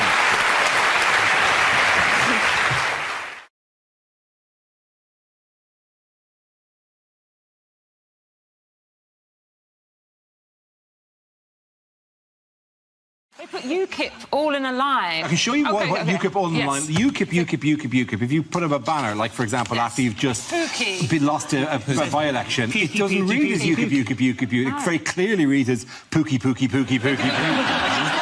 I'm voting Pookie. What does Pookie mean in Malaysian? It's a word for a female set of genitalia. It's vagina! Pookie is the Malay, one of the many Malay words for vagina. You know what the other Malay word for vagina is? Is it vagina? No. Is it BNP? Yeah, it's not. It's Farage, isn't it? Farage, spelled F-A-R-A-J. Farage also means vagina. The Malays have so many wonderful words for vagina, and all of them are nicer than the word vagina. Maybe that's why he wants independence from all other countries, because Farage means fanny in all those countries. So I'm sick of it. It doesn't affect your political career. There is genuinely a member of the House of Lords called Lady Garden. How did Farage upstage the new leader? What did he do? Oh, did he go swimming naked? He did go, yes. Or pants on, skinny dipping, they've called it. It's a very odd celebration, though, isn't it? To celebrate leaving Europe by stripping off and swimming towards it. Yeah. I think... Serious suggestion here. Oh, yeah. Hello, by the way. I realise I haven't said hello to you today. Hello, James. Good to see you. Hello, good to see you all. My main point... I would like to compliment you on managing to find a jumper. This is the exact same colour as your hair. Thank you. It's very good. And my shirt. And your shirt. I'm working on my skin. I'm hoping this soon I can just be completely in mustard and then hide in Coleman's. To seem, you know, churlish, but can we return to the topic at hand? Absolutely. Can you remember what the topic was? It is illegal to be naked in public. Oh, so he is did. it? Yeah, I mean, you can't take all your clothes off. Yeah, and so. It is, yeah. Of course it is. I think people are really. Why did I for a second doubt that? I apologise. Like, is it? That's an interesting window on my views. What's wrong with you people? Just be relaxed. God's sake. Behind desks. They're just bodies. He really hasn't retired, has he? So he's been to America, hasn't he? And he's worked with Donald Trump, hasn't he? He has. He's appeared with Donald Trump. And in America, he's known as Mr. Brexit. Well, which Trump sounds like a sort of 1970s men's clothes shop to me. Where do you get your shirt? Mr. Brexit. And in Malaysia, Mr. Brexit means vagina. Did you know that? What new challenge is Theresa May facing? Oh, there's a group. A group has been set up. Yes. I believe they're called Leave Means Leave. Yes, they are. And they're saying, we want Brexit now, hard Brexit. This whole thing feels like a really horrible game of would you rather, but they're both things you don't want. Like, would you rather have massive hands but they're not attached to your body, or tiny hands but they're strangling you? Wait, one of them means you're racist. It's too hard. It must be so hard for it. It must be so stressful, so confusing. Because I tried to switch from BT Sports to Sky Sports, and I ended up crying and just having both. I think I might have an idea in terms of solving, basically, because half of the country want to leave and half of the country or slightly more want to stay. Why don't we do a Robbie, like, where we leave, but we come back for big concerts? Yes. So, like, everyone's OK about it, the fans are happy when he does turn up, what a great surprise. But actually, most of the time, he's not in the band. So, but sort of unexpectedly. Yes. So they have like the European things where there's 27 of them around and they're all just swaying gently, and then it's like, I would rather have big hands, but they're not attached to my body. Fair enough. That's it, ladies and gentlemen. Good.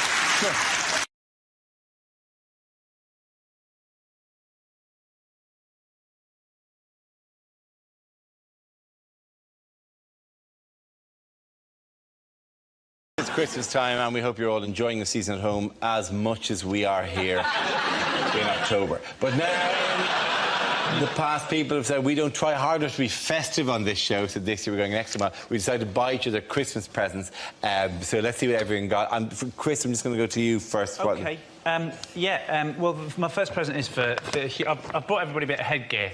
That's for Hugh. First. So we're going to put it on? Yeah, you got to put it on, yeah. That'd be nice, you know. It's Christmas Day, you've got to do that, haven't you? Because Hugh is our captain, Dara. Middle second. Denotes captaincy. He's the captain of the no, team. the captain of the team. No seniority, no points. I'm also going to be in Fantasy... What's it called? He looks more like being a remake of The Village People at the moment. For Andy, I got I know what it's like going out in public and people hassling you and stuff. I bought Andy... my present. I like your present, I bought Andy a disguise so that he can disguise himself so nobody will know it's Andy. Nobody will be able to tell it's him. For Dara, I just got a lovely hat for him to wear. It's a lovely hat. It's a normal-sized hat for a normal-sized head. Completely normal-sized hat.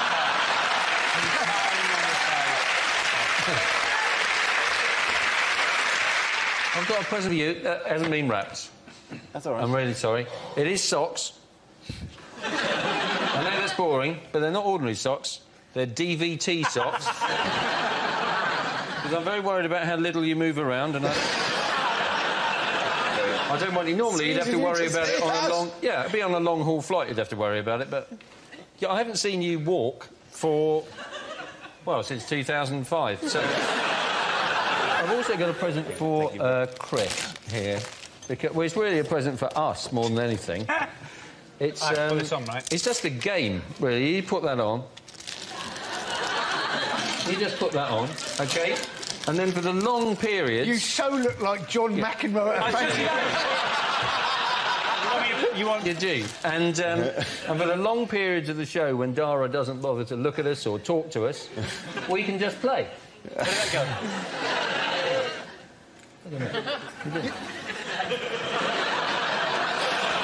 This looks like Christmas ever. It looks like a Dire Straits video gone wrong. You go. Honestly, I don't see what the problem is.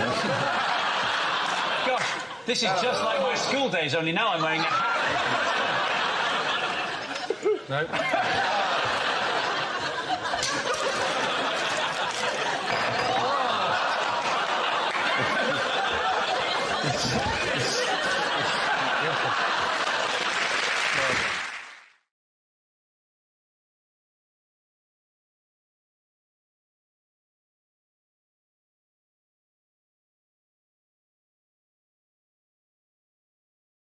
This is just a picture of Prime Minister David Cameron pictured last year visiting a farm. However, he is now at the centre of allegations, including drug-taking and debauchery with a pig during his years at Oxford University. The claims are made by former Conservative Party Treasurer Lord Ashcroft in a new biography serialised in the Daily Mail this week. The PM spokeswoman said she did not see the need to dignify the book by offering any comment, and other sources close to Cameron later dismissed the pig allegations as nonsense and not true. So that's settled with it. We need never mention it again. They said they don't recognise the allegations. They didn't say they don't recognise the pig. That pig is not his type because it's alive. So that's the point about it. It was a dead pig. Yeah, that's the point. If you've got a dead pig, some people, don't they? They put an apple in its mouth. What's wrong if you had a couple of plums as well?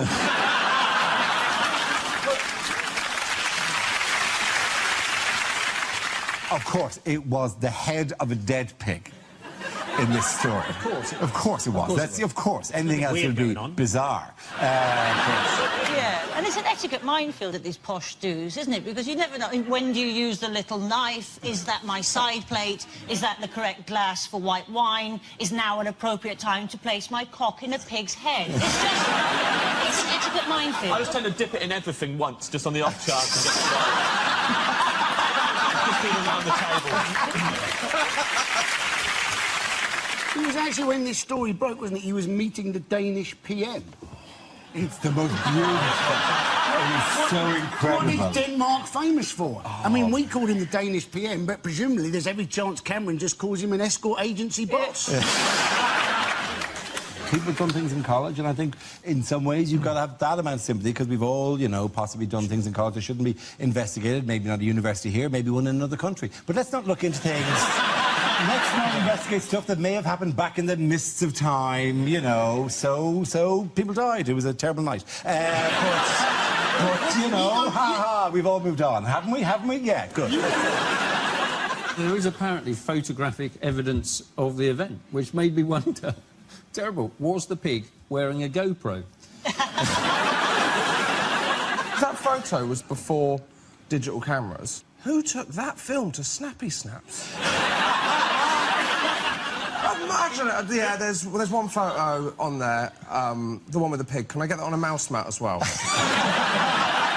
you think what's going to turn up is a jigsaw with one piece missing in the jigsaw? No, we lost it in a house move.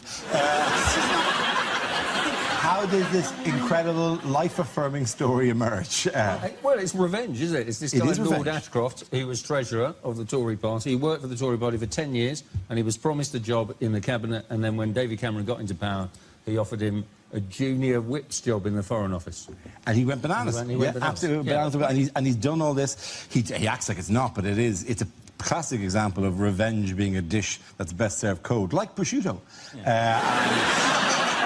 When they leaked, when the Daily Mail had this story, I didn't know that there's a dailymail.com, which is the American version, so I'd never been on the website before, so I typed it into the internet. And their headline, because they've got no interest in this in America, was John Hamm wins an Emmy. And I thought, is that the pig?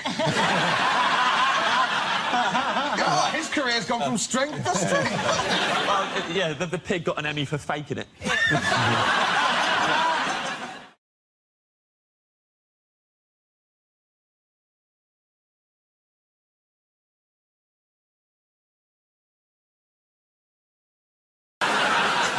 This game involves Nathan Caton and Ed Gamble, so if you could make your way to the performance area, please. This round is the stand-up challenge. I launched a wheel of news, and whoever chooses to stop, one of our performers must step forward and talk about that subject. OK, here we go. Let's spin the wheel.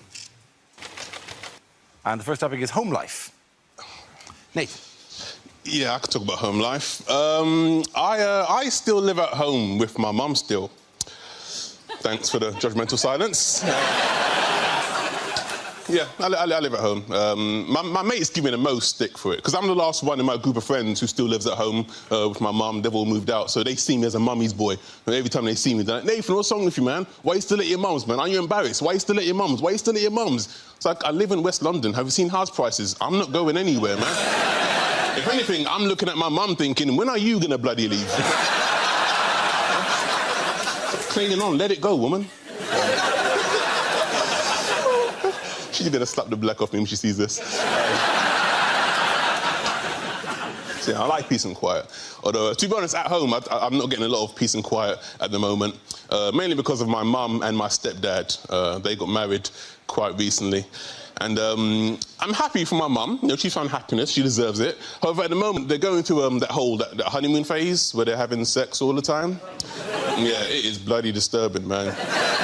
Because my bedroom is, like, right next door. So, like, every time they do it, I hear everything. Like, a few Saturdays ago, right? It's late at night. I'm about to go to sleep. From next door, I can hear my stepdad going, oh, yes, oh, yes, oh, yes, oh, yes, oh, lad, oh, lad. Say something nasty, say something nasty, say something nasty. So I screamed out, "You're not my real dad!" Thank you very much, Devin. OK, that leaves us with Ed. Let's see what topic you've been left with. And the topic is diet. I hope this isn't just a hint that I need to lose weight. Because I've lost quite a lot of weight recently anyway. I've lost about 6 stone in the last 3 years. Cheers, guys, thanks. I mean, no. Too late, you went with the British reaction. Thank you very much. Couldn't give a shit, mate. Carry on. We don't... Stop showing off. We don't want to hear about it. Found myself in a bit of a nightmare situation recently. I went to the Middle East to do some gigs. Now, that bit was nice, that was lovely, but they put you up in a hotel where the food is all-you-can-eat buffets 3 times a day for 10 days. Now, this is a nightmare scenario for me because I cannot be trusted at an all-you-can-eat buffet. Sometimes I don't even remember the buffet bit. All I remember is picking up a plate and I'll wake up 6 hours later covered in rice and sauce. And I can't theme a buffet. I can't theme a buffet either. I won't pick up a plate and go, "Oh, I'll have some rice, I'll have some curry. Well done, Ed, you've made yourself an Indian meal." Won't do that. I'll get a plate, I'll get a spoon, and I'll run along the full line of trays, just scraping food from every nation onto it until I've got some sort of plate Pangea, just an unidentifiable mass, just Spanish food, Japanese food, Chinese food, Indian food, coffee, sushi, just horrible. Just wedge my face into it, everyone going, "Is that man all right?" Don't look at me! I'm having a buffet! Just food from all over the world. My body for 10 days had no idea where I was on this planet. I went for a shit 3 days in, a UN flag came out. The first subject is alternative medicine. Can I have a volunteer to talk about that? Andy. Apparently, a lot of people trying to get into therapy at the moment, other people knocking it, saying, you know, "Oh, well, you should just lose your inhibitions, talk about your problems to your friends." I thought I'd try this. I talked about my problems to my friends for a whole hour. Lost my inhibitions, also lost my friends. I now tell my problems to taxi drivers. 2 advantages in this. 1, it stops the taxi driver from telling you his problems. And 2, it's amazing how much quicker you get to your bloody destination. Well done, Andy Parsons. OK, let's spin the wheel again. Subject is the media. Who wants to come into that? Russell. I'll do that. I'd see, you know, the way I like getting the news is Radio 5 Live. It's fantastic. It's just news and nutters, isn't it? They'll read out, like, "That was the Pope's view on abortion," and then, "Hello, Felicity Puddleduck here, livid and ill-informed. I'd just like to say those harlots should give birth to their children aged 2. That child should do national service. I'm off to bake a cake." And sat there listening, and then the next night, "David, are you out of your mind? Cloning? Think it through. 2 versions of me. Want to go out and commit a crime. Who gets blamed for it? Me! I'm doing a 20 string. He's banging my wife. Where's the justice?" And you sat there listening to these nutters, and then the most ridiculous story. A man in Bristol's found the face of Jesus on a crisp. And suddenly, I couldn't believe it. I opened up my frazzles. There he was! Russell Howard. OK, the leads are Hugh and Frankie. The next topic is sport. Do you know, I've heard a rumour that horse racing may not be completely honest. It's unbelievable, isn't it? But how do you stop the corruption? Well, one solution may be to call horses something like mafia-backed second favourite.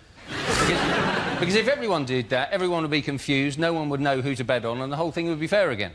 And often the first to show is blatantly bribe, followed by mafia-backed second favourite. They're just ahead of Dope to the Gills, Mysterious Limp, and just behind them, Out for a Canter, and I'll Fall at the Fifth. And as they come to the fifth, I'll Fall at the Fifth has fallen. I'll Fall at the Fifth has fallen at the fifth in a magnificent display of cheating. And they're coming into the final furlong. Mysterious Limp is slowing. Out for a Canter is clearly struggling, but coming through strongly is mafia-backed second favourite. And as they cross the line, mafia-backed second favourite has won it, which is remarkable, seeing as he has no head. That's been left in someone's bed for tomorrow morning. Well done, you. Well done, you. OK, Frankie, let's see what you've been left with. And it's environment. Didn't that used to be an advert for mints? Ryanair getting a hard time from the environmental lobby because they've launched a £7 flight to New York. Although, as always with Ryanair, it does land slightly outside New York, in Dublin. It's a pity we can't harness more natural energy, isn't it? Pity we can't harness the power of British moaning. Oh no, that moaning-powered light bulb's on the blink again. Oh no, there it is, back on. Everyone complained about the floods, didn't they? I like storms. I like thunder and lightning. What I like to do during a storm is shag my girlfriend and pretend that we're taking part in the conception of the Antichrist. Thank you, Roy, ladies and gentlemen. The first subject is relationships. Who wants to come in that? Reese. It's a pretty exciting time for me at the moment. My girlfriend is currently planning the wedding. Sorry, not girlfriend anymore, is it? I keep doing that. It's not girlfriend. She gets so annoyed. My ex-girlfriend is planning her wedding. It's very hurtful for me to watch, but one of those things. Anyway, got a new girlfriend now, because that's how comedy works. Got a new one, and she's all right, my girlfriend. She's pretty good. She's not perfect. She's got her quirks and her tics, like she pronounces it espresso instead of expression. She's weird. And... relationships are about compromise, though, aren't they? We all know that. Like, she doesn't want to watch football, and I don't want to die alone, so we don't watch football. That's the yin and the yang. You give and you take. We're trying to keep it fresh, trying to keep it exciting, me and my girlfriend, you know, trying to keep it, you know, lively, try new things all the time. Like, she keeps talking about how she wants to have sex outside of the relationship. I don't know. Constant surprises, me and my girlfriend. She bought me a gift the other day. I went round to the flat. There was this gift. It was a word of the day calendar. Don't know if you've seen these. Pretty cool. Different word every day of the year. That is more than 100 words. Pretty cool. Favourite word for me so far from the calendar? Exponentially. Ah, what a word. Exponentially. Use it all the time now. In fact, I'd say, ever since learning the word exponentially, my use of the word exponentially has increased loads. I use it all the time. Oh, yeah. Thank you very much, Ruth. That leaves us with Milton. Let's see what your topic is. Let's spin the wheel. The topic is transport. So I got here by train. For the whole journey, there was a child opposite screaming. I could even hear him through my wolf mask.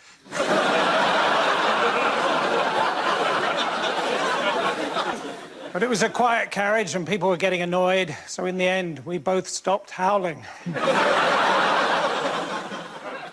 When a stewardess got on the train, she looked at me and said, "Do you mind if I do my makeup on the train?" I said, "Well, it's still going to look like a train, isn't it?"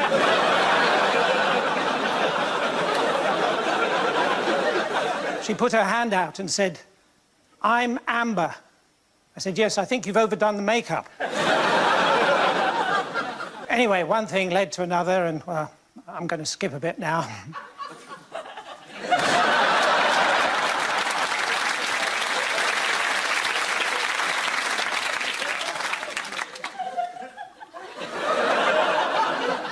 I was sitting in traffic the other day, and I got run over.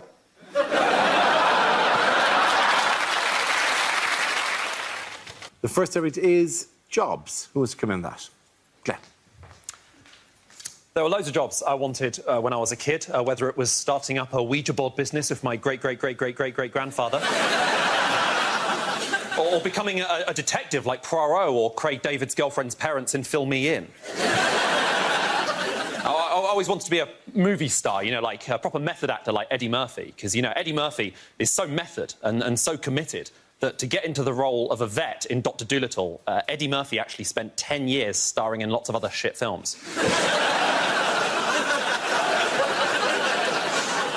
It's so expensive everywhere you go if you don't have a job, you know? Like, I stopped getting haircuts after a while because there's hidden costs even when you get a haircut. Like, you think you're paying for just the haircut, and then at the end of the haircut, the hairdresser does that really annoying thing where they try and convince you to buy one of their mirrors and go, "Oh, what do you think of this?" Do you know what I say? I say, "I don't want to buy one of your mirrors. I want you to wash my hair at an angle I've otherwise never been at." So expensive everywhere you go. Like, I used to get the bus to work every day. Get this, £29 per bus journey. £29 per bus journey is insane. And not as insane as this woman who used to sit on the top deck every day with a microphone telling us where in London we were. £29 per bus journey, you can't even afford a roof. It takes 3.5 hours to get between Buckingham Palace and Westminster. Neither of which are places I work at. But, you know, for the first time in my life, I thought I've got a job. I can buy things. I can buy things for my room. I can buy a chest of drawers and a desk lamp and a flashing neon halal sign for my window. And when you get a job, you think, oh, great, now I'm a proper grown-up. Next step, getting married, having kids, so I can be one of those proper adults who can call themselves on Facebook and LinkedIn a father to 2 amazing daughters, mother to 3 amazing sons. And I can't call myself that because I don't have those kids, and people don't really like it when I call myself a nephew to 3 gorgeous uncles. Thank you very much, Ben. OK, that leaves us with James. Let's see what your topic is. Let's spin the wheel. And the topic is growing up. Oh, I thought it was feet for a second there. You grow up in little bits and increments, in my opinion, bit by bit. I think the first time you become even a little bit of a grown-up is when your parents start letting you make your own squash. It's a big day, because until then, my mum was making all the squash all the time. And I don't want to offend Richard's watching, but it was the weakest-ass squash I've ever had in my life. It was so bad, I'd have to squint at it. Like, I guess that's got a vague orange tint to it. I'm trying to imagine what that tastes like as a flavour when I'm drinking it. Then you go around some other kid's house whose parents are a bit more laissez-faire. That squash knocks your socks off. It's incredible. I'd be like, whoa, you got access to this squash on the daily? He's like, yeah, but my parents don't pay me much attention and I'm worried they don't love me. It's like, I would leave it all in a heartbeat. So one sip of this squash, tell your dad I love him. Tell your dad I love him.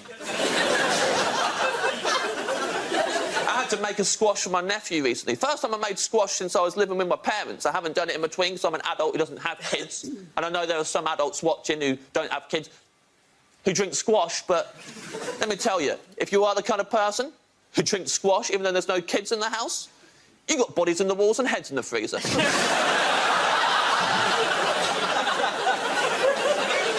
Don't trust a single one of you. I was out of practice making squash and I had to make it for my nephew, let me tell you. I should have really, given myself a side view so I could see the glass proper, but I didn't. I'm 32. I got so close to the glass still, so I looked straight down at it. Just straight down. It was just a flat circle. I had no idea of depths or dimensions. I hoofed it in. I damn near gave that kid type 2. It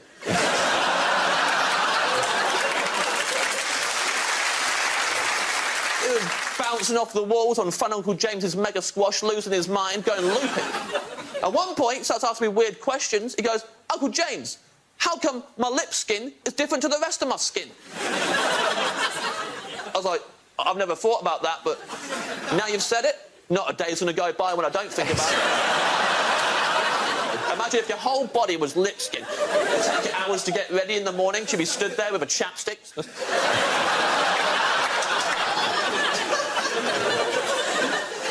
That's if you were the only one covered in lip skin. Obviously, you'd have a little chapstick. If we were all lip skin and that was just the whole human race, then there'd be like a giant chapstick in the living room, from floor to ceiling, rotating at the speed of a kebab spit. The whole family would line up like cats on a scratching post. Always in the morning. And then we'd walk out into a world where no one could shake hands for fear of becoming aroused. Thank you very much, James. And that round, points go to James Acaster. Well done. The first subject is credit crunch. Who wants to come in on that? Andy Parsons. Now, the government have got this idea that what they want to do is bankers who've lost their jobs, they want to retrain them as teachers, but in half the time it would normally take to train a teacher. I bet the teachers are happy about that, aren't they? Hey, these people were crap at banking. The chances are they're also going to be crap at teaching, and they'll be even crapper if they're trying to train them in half the time it would normally take. Yeah, these people, right, surely it'd be better to retrain them as bankers. That is what they were crap Well done, Andy Parsons. OK, let's spin the wheel again. The subject is eating out. Who wants to talk about that? Rod. I ate out the other day. That's what I went to Cardiff Bay. It's all changed, you know. They've done it all up, and it's all European development money. And some of the places now have got tables outside. It's al fresco dining in Wales. Just taking the piss. I think I tried to have a Twixt on a bus stop a few years ago down there. It was too wet to eat. So everyone's pretending it's Madrid down there. You know, your soup bowl's filling up faster than you can eat it. I didn't get past my starters after 7 hours of soup and rainwater I gave up. Everyone's pretending it's Madrid, don't they? Your soup bowl's filling up. There's waiters with frosted eyebrows fighting their way to the tables going, spaghetti carbonara, spaghetti carbonara. I'll get another one, I'll get another one. Whatever. That leaves us with Tom and Russell. Let's spin the wheel. The next subject is extreme sports. Who wants to come in on that? No. Why not? I went skydiving. I don't know if anybody here has ever gone skydiving, but if you haven't gone, I'll tell you what they do. They give you a couple lessons, then they bring you up into the plane, and you're not allowed to jump out of the plane on your own because it's too scary. So what they do is they hang you off the wing of the plane, which isn't scary at all. And the guy inside, he yells, "Let go!" 3 times. Then he gets mad. Starts kicking your hands. 'Cause I'm not letting go.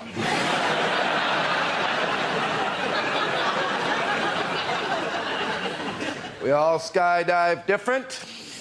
I skydive with a big plane in my hand.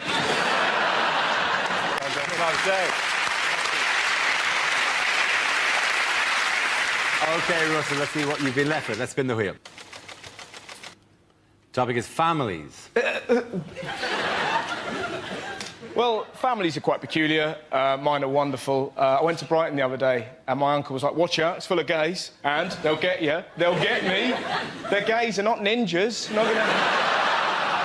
I'm so glad that I was raised by lunatics. I remember one of the weirdest stories I had happen to me when I was little. I was 8 years old. I was in Lanzarote. I just put some rubbish in a bin. I came around a corner and I was confronted by 2 werewolves, right?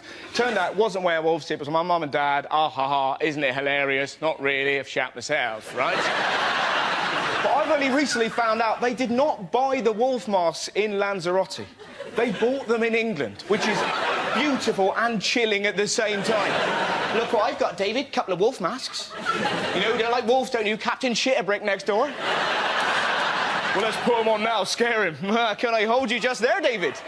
Can I wait until we're in a foreign country, get him really out of his comfort zone, and then properly shit him out? Families. Well done, Russell. This is where we test our performance stand-up skills. We spin our news generator, it settles on a topic, and anyone can volunteer jokes about the chosen subject. The winners are the people I judge to produce the funniest stuff. That is just against nature. OK, here we go. Let's spin the wheel.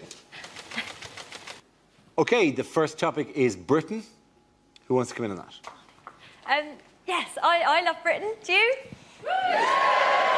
Kind of. I think Britain's amazing, but I think we're quite hard on ourselves. Like, if you go to America and you do shows, they always get this thing where you go on stage in America, like in Chicago, and you say, oh, so what's Chicago like? And they go nuts. They go, woo, yeah, Chicago, woo, woo, woo, for about a day. And then you come back over to Britain and you go to somewhere like Birmingham and you say, oh, so what's Birmingham like? And they all go, oh, it's a bit shit. I live in London, in Britain. I live in Kentish Town, which is lovely because it is actually like a Kentish town. Unfortunately, the town in Kent it's like is Maidstone, which is crap. North London's quite posh, though, because there's a hairdresser's near us, which is called the Elysian Fields Hairdressers. Oh, it's where heroic hair goes to die. Isn't that it? Where I used to live in South London, the hairdresser was called We're Going to Cut You, Slag. Thank you very much for the supporter. OK, let's spin the wheel again. The subject is sport. Who wants to come in on that? So, hey, Freddie Flintoff, How drunk would he have been on Monday night? That's all I've got on that one. We have got a great new British hope for our sport, though. Laura Robson, Britain's tennis, 15 years old, both her parents Australian.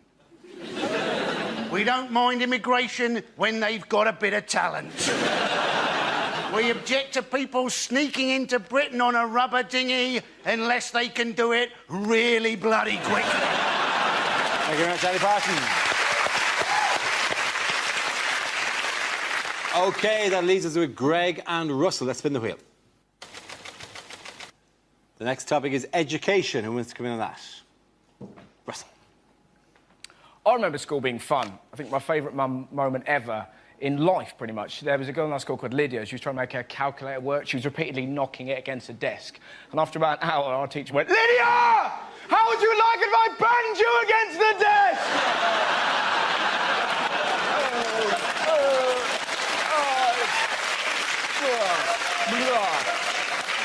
It's the greatest day of school.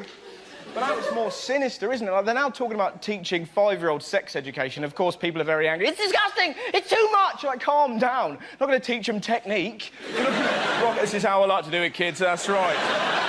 Kids aren't going to run home, put dolls around a toy car and go, "Look, Mum, they're dogging, they're dogging." It's going to be some poor teacher trying to talk to 5-year-olds about love. Can you imagine a harder job? "Hello, children. I'm here to teach you about love." "Good luck with that, mate. I'm off to lick that tree." Thank you very much, Russell. OK, Greg, let's see what topic you've been left with. Let's spin the wheel. And the topic is the human body. I have to tell you that being a tall man in this country is tedious, ladies and gentlemen. Tedious, because in small towns throughout the country, there are a series of jokes prepared by the locals on our behalf. I'll be walking innocently into a local pub or down the street, and I'll get several jokes. One of the jokes might be this. Just to give you an example of the level we're talking about. Another joke might be, "What's the weather like up there?" It's freezing. There's a massive climate change in this amount of space here. You toothless buffoon. Probably the most offensive example of this is genuine. I was at a cash point and there was a little old woman in front of me at the cash point tapping away with her claws, and I'm sorry, I'm just quite angry about this. And when she'd finished, bless her heart, she turned around and she hadn't seen me. She turned around and she went like this. "Oh!" Maybe not that sexually. She said, "Oh!" And then with no hint of irony at all, she asked me this question. "Would you like a job at my house, changing light bulbs?"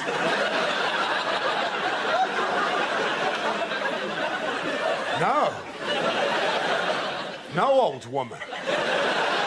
I have plans of my own. Now, get out of the way of the cash point. 20 minutes is long enough for you to have worked out that that's a Tesco club card. Thank you very much, Greg. First subject is sleep. Edward. Does anyone here sleep with someone who snores? Yes? Well, I envy you, because I lie awake next to someone who snores. My wife snores terribly, and part of what keeps me awake is lying there going, "How do you sleep through this?" I can't sleep through it, I'm only next to it. The noise is inside your head. And how come you can sleep through that? But the sound of me making a sandwich in our kitchen, that wakes you up. There is no way me making a sandwich makes more noise than you're making right now. She snores. So she said the cutest thing to me one time, though. She says, "Do I not sound like a kitten purring?" Bless. No. You sound like a cat drowning in porridge. If I had a kitten made that noise, I'd put it down. Apparently she had her nose broken a couple of times when she was a kid. Didn't teach her, she's still bleeding snoring. Thank you very much, Ed. OK, let's spin the wheel again. Subject is health. Andy Parsons. With flu jabs now, what they do, don't they, is they put a little bit of flu into you to help you combat the flu. I was thinking by that argument, surely you should be able to have the odd cake to help you fight obesity. Because let's face it, you can do too much exercise, can't you? You know, did you see Madonna's arms?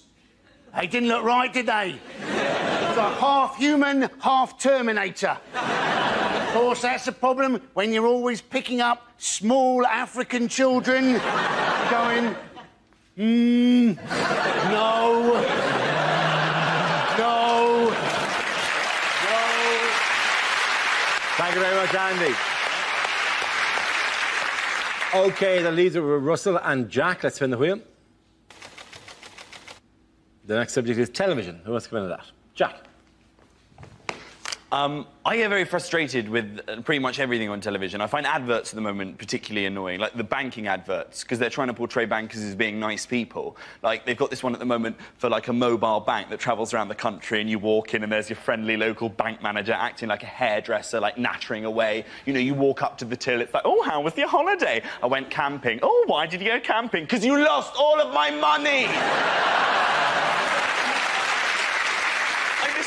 The only option I've got is just to not watch TV at all, because everything annoys me. And I've got quite a lot of people that pressure me into doing that as well. Like my dad, he's quite old-fashioned. He's always saying, you don't need to watch television. You should do other things, better things, more edifying things. Don't watch TV, Jack. You should read. Read the great novels. They're entertaining, they're educational. Even read the Bible. The Bible is engrossing. It's enthralling. The stories of Jesus, they're encapsulating, they're invigorating. I'm like, no, Dad. If I wanted to be entertained by 12 people sat round a table trying to impress some bearded Jewish know-it-all that thinks he's some kind of deity, I will watch The Apprentice. Thank you very much, Jack Whitehall.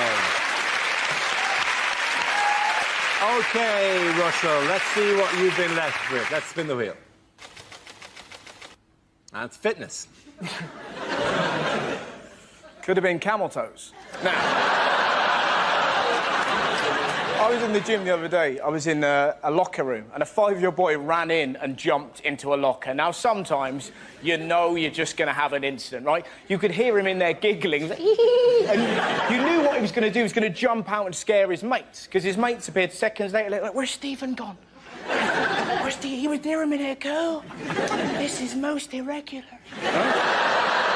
And he waited, not for his mates, but for 3 huge naked men. It was fantastic. They were kind of walking past, and this little kid leapt at those men like a cat with rabies. It was incredible, right? Just from nowhere, the noise they made, I've never heard a noise like it. They sounded like a tugboat getting molested. It was like,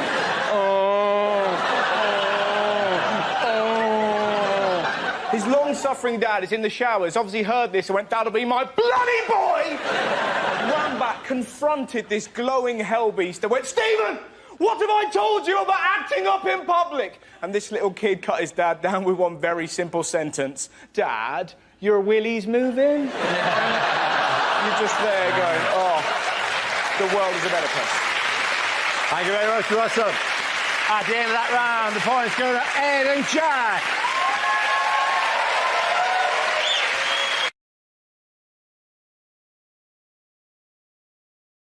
Likely dating profiles. Do you want a man who's comfortable to say the word love? Call me. I'm a Wimbledon umpire.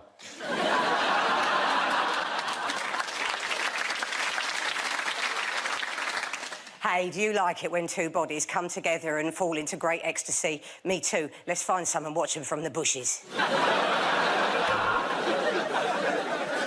Once you go Asian, you'll never go Caucasian. True story? I like long walks on the beach, a pebble beach, barefoot. I love pain. I love pain!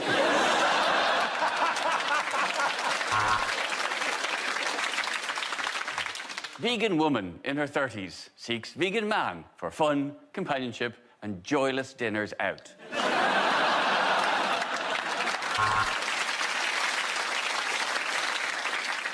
And would it impress you to know that I typed out this entire profile using my dick?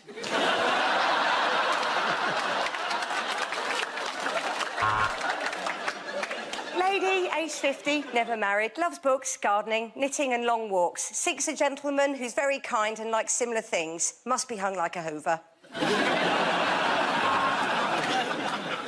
Sensible man with Bingley Building Society gold account at 1.85%.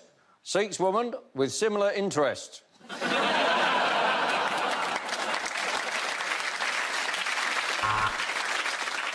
Hello, I'm looking for a bloke called Dave. He's been hanging out in Nice, apparently got his trotters up.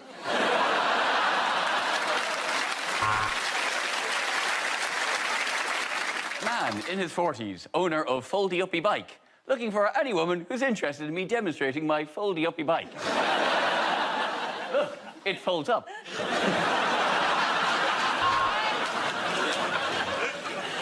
Ambitious man with no sense of work-life balance. Seeks woman... I haven't got time for this.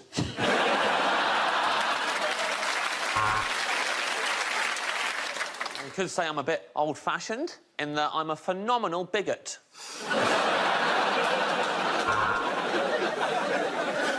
Man with huge belly seeks concave woman.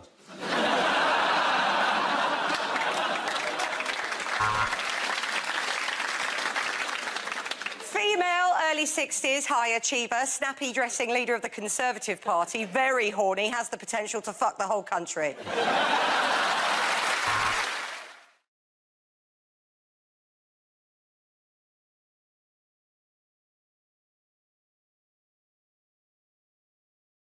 Yeah, no, here's a quote from Mingus. If you ever put me in one of those ham slicing machines, you'd find the top half Liberal and the bottom half Liberal Democrat. You're kind of going... What an incredible thing to say. Well, A, who goes into a ham slicing machine for a start? Surely you mean in one of those machines that cuts you in half, not one that slowly grinds you down to a series of really tiny He'll slices. still be alive after this. I mean, it just shows you he is a zombie. That would be amazing. No wonder you couldn't kill him on that part of Resident Evil. Oh, that would be great. At the conference, and they said, "Please welcome our leader," and everyone's expecting a very boring speech once more. Menzies Campbell, whatever he's called, and his legs come out 2 minutes before his body. Liberal Democrat, come on, bring out the cheeky girl. He's got a 4% approval rating, Ming Campbell, which is nothing, right? So they could just have anybody lead them. It's not going to make any difference. So I say, come on, let's get Lee from Blue. He's not going to be any worse. He's looking for a gig. Yeah. He's got to be. And also his policies aren't going to come into force and say whatever he wants. I think that the homosexuals should declare war on the robots. Doesn't matter. Lee from Blue, bit of a laugh. And also his name is very odd. His name is Mingus. Mingus, yes. Scots. Yeah, Mingus. Yeah, but it's pronounced... It's spelled M-E-N-Z-I-E-S. Yes. Well, why are you looking at me like I'm insane? He's got a That's Menzies. Menzies. Yeah. John Menzies. But apparently... Menzies. Apparently don't go, let's go to John Mingus. They don't do it. But what's he do? Martina Hingis. Martina Hingis. Why are you still looking at me like I'm not making sense? It's a G, not a Z. Because I'm waiting to turn on me and my crazy ethnic name. When they were bringing it's Men Z. That's not G. When they were growing... There's fundamentally something wrong with this man. He can't speak. He doesn't understand his own name. When he was growing up, hello, Ming, shall we go to the Goo and see the Gebra? What are they talking about? Should we catch Gulu Dawn and maybe get to Gingerberger? It's a nonsense. What's going on here? It's just Nigel Farage hailing a cab. That is Nigel Farage attempting to get out of a car via the window. Still the most sensible exit he's ever negotiated. No, it's the first time a cab driver's ever turned round and gone, actually, mate, I find what you're saying a bit offensive. What's very creepy about this is that if you look in the reflection of the car at the back there, you can see there's a bald man, and then if you look in the front of the car, he's there as well.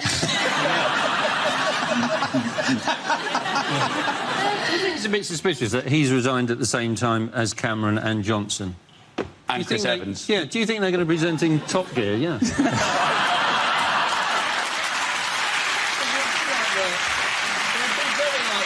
Very, very like the old one. So Cameron would wear the flowery shirts, Boris would do the stunts, and the Farage would just be horrible to foreigners.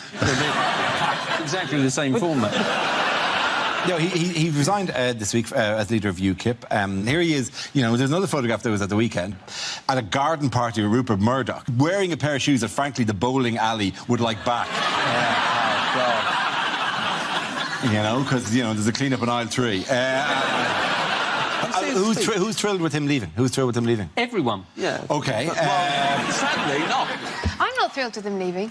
You're not thrilled with Farage leaving? No, you think he should stay and clear up the mess? Yeah, I think he just left. Didn't do his they've all job. left. They've all left. They've all messed up and they've all left. It's like but it's going to be a quality celebrity Big Brother in Jan, isn't it? Who's running the country at the moment? Mandelson, Peter Mandelson, Darth Mandelson. Yes. Do you know what nobody ever says about him? He's gay and he's a lord. He's a gay lord. I was there, to be honest.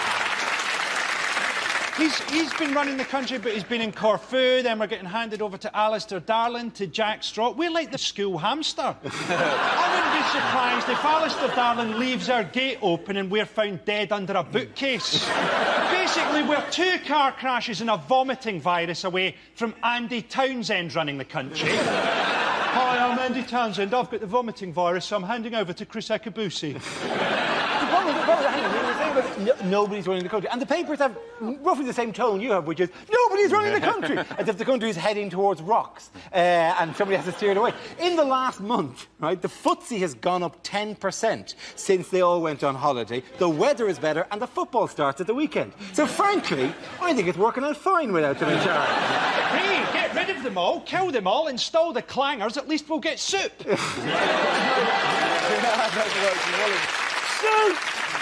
There was some beautiful photos of Mandelson on holiday that were just so lovely. Proper British man red. Did you see any of those?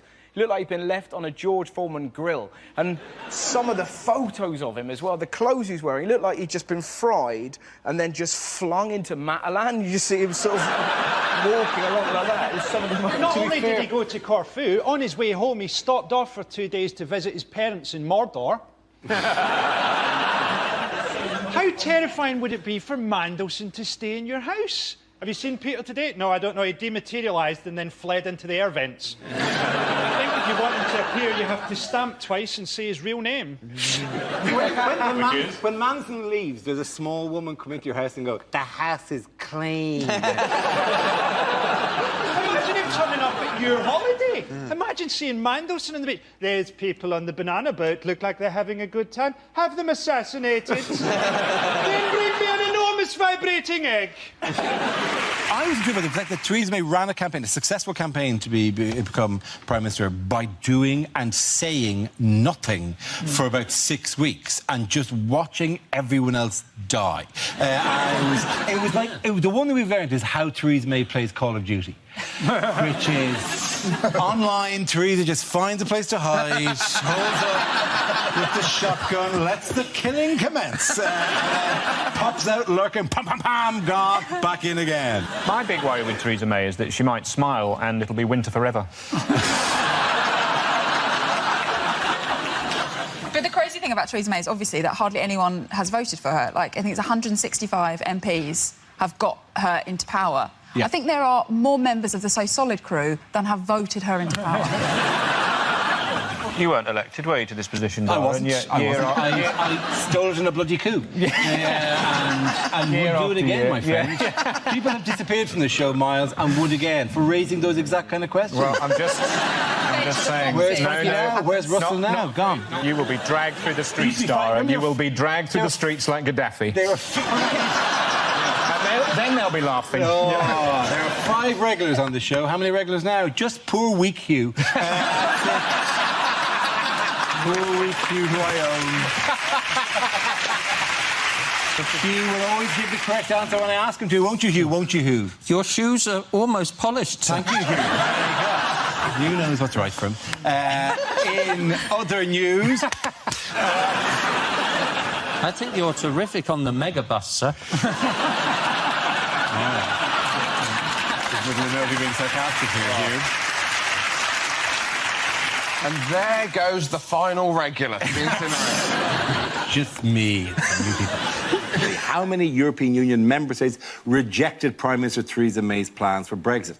What do you think of the EU leaders' response to Theresa May's checkers plan? It's not a surprise, is it? She knew they were going to reject it, but she went there on a sort of charm offensive, but she's Theresa May, so she decided just to do without the charm and just really double down on the offensive. She's always got the look of someone that's selling dodgy electrical gear at a car boot sale. I can't watch it anymore. I just find it too cringy of just watching all the EU leaders get on well, apart from her. She reminds me too much of what I was like in secondary school at a party, and that you're expecting in a minute that she's going to like look at the EU's CD collection. Just in a corner somewhere, going. Oh. I thought about this the other day, like, what are we going to be talking about when we're not talking about Brexit? And then I thought, we're not going to have time to talk. I would be too busy mugging old ladies for their penicillin prescriptions. Here's the 3 main things I'm worried about in the trade deal. OK. Orangina, pom bears and French kissing. In that order, if we can secure all those things, I'm happy to go ahead with checkers. Well, one of them is that it might affect flights to other EU countries. And again, I just think that's going to be the last thing we're worried about under a no-deal Brexit when we're, you know, too busy sucking off a greengrocer for a cabbage. So, in the first morning, surely. Let us get to the end of the week before we have to fillet retailers just to get... Why didn't the Remain campaign put that on a bus? Yeah. Because I'd be scared about the amount of... A picture of a hearty greengrocer What do you do for this? What will you do to get your hands on this after Brexit? I mean, that raises a lot of questions. The first being, how much do you like cabbage, Andrew? I've done that maybe for a cauliflower, but I'm no, not but sure. I really like sucking off greengrocers. Well, that's an upside anyway, I suppose. You're lucky if you can find one these days. Tell me about it, Hugh. This is the most English conversation. OK, sucking off chip shop owners. Someone tell Larry what a cabbage is. He has so far threatened North Korea with total annihilation. He said that total annihilation is... He's not taking that off the list of possible... No, he's looked at the various possibilities, options, hasn't he? Total annihilation remains one of the possible options. Yeah. Apparently China said to Trump, don't turn the North Korean president from dictator to martyr, and Trump said, we say tomato.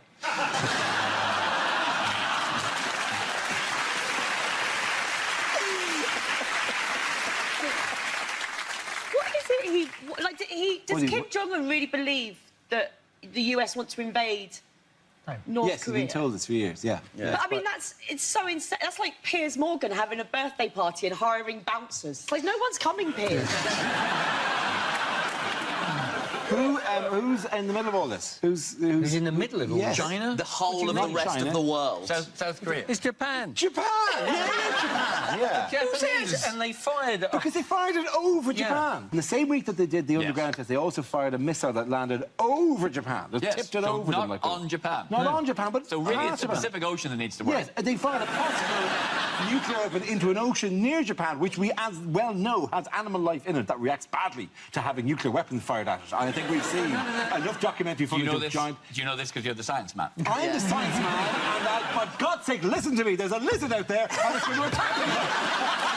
Why can't you people listen to me?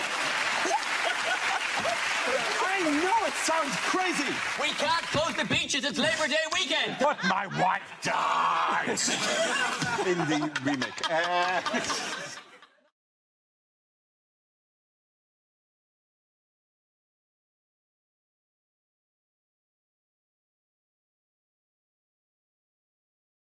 We start with a round call. If this is the answer, what is the question on the board of 6 categories? Milton, which category would you like? Let's have politics. OK, politics it is. Your category is politics. The answer is over 1 million. What is the question? Is it how many extra minutes Manchester United get to play if they're not winning? Look at my big shiny face. Look at it. Look at it. Look at the way my forehead glow follows you around the room. What you have to remember is that Cameron was in PR. I mean, I was 12 years old when I had a paper round. Apparently, the rumour is that David Cameron wants to make all towns in Britain triple-barrelled, like Kingston upon Thames, Berwick-on-Tweed. He wants to call it Leeds-on-Benefit. Well, his eyes are shinier and his hair's sleeker, but it's not necessarily an airbrush. It could be he's eating pedigree chum. I mean, his coat is more glossy. Yeah. Essential minerals are good. So you should see him running through a field and over a wall. It's incredible, man. He's youthful and dynamic. Well, we've all been drunk at work, haven't we? I remember when I worked on an oil rig in the Mexican Gulf. Or unlikely things to hear in a science programme. 1643. The cold air balloon is invented. But it doesn't really take off. Milton. Let's see what subject. Let's spin the wheel. The subject is family. One of my earliest memories is seeing my mother's face through the oven window.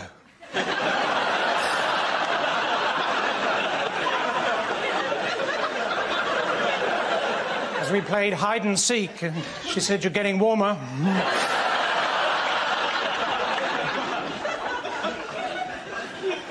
My auntie Jean got a sister called Jean. Her daughter Jean just had a baby, called it Jean.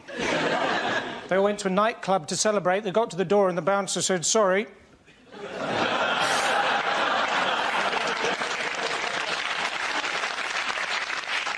You're all wearing trainers.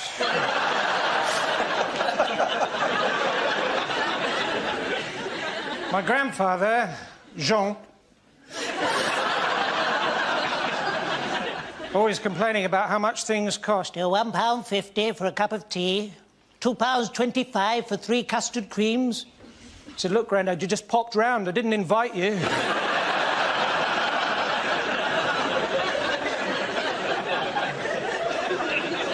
My other grandfather, he was always going on about how in the old days people could leave their back doors open, which is probably why his submarine sank.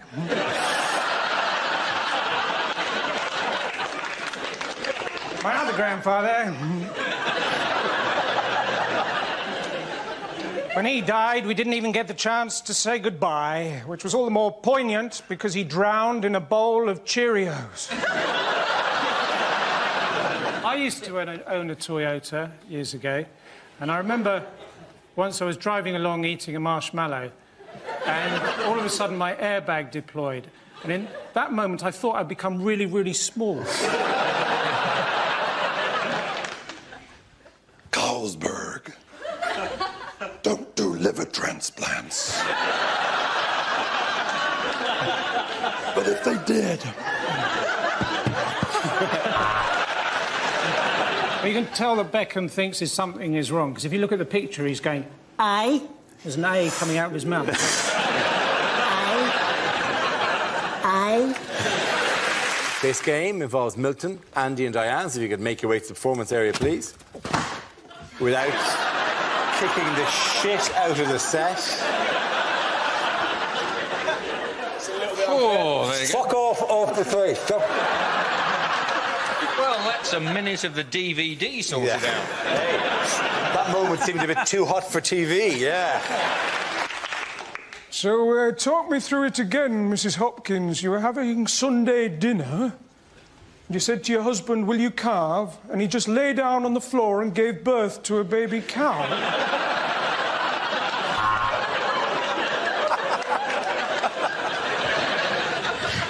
A word about registers. Most of the staff are on one.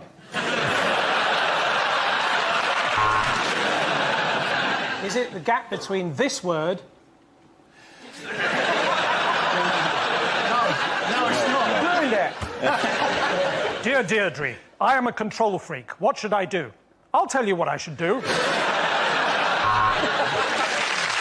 Yes, the answer I was looking for was Fox scandal rocks Conservatives. This is the news that Defence Secretary Liam Fox has been forced to explain his conduct following allegations that his working relationship with best friend and former flatmate Adam Werrity broke the ministerial code. Wouldn't it be great if all of this had come to light because someone would be going through Fox's bins? All he's done is take a friend to work, and that's not actually a crime, is it, Mr. Truffles? What's that? Do you want to say hello to the boys and girls? No, I'm depressed. Do you know why...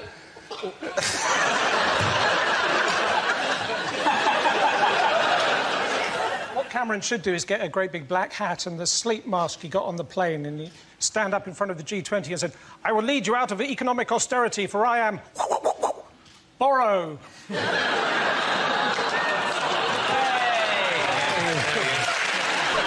I found out my bank were fixing the loan rate, I went down there every single day and shouted at them, but then I consolidated all my anger into one monthly outburst. Things you wouldn't hear on a political discussion show. Sorry, did I interrupt you? Is it if you saw Pythagoras in concert, name one of the old numbers he might try and do?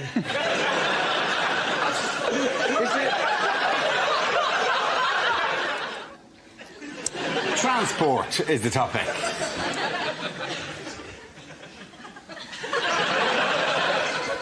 So I've got my own private jet.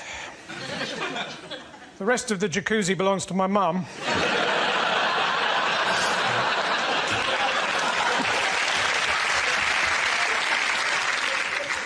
If you've got a sat-nav, don't put the name of the company you're visiting into it. I tried to take some mayonnaise back the other day. I ended up in Helmand Province.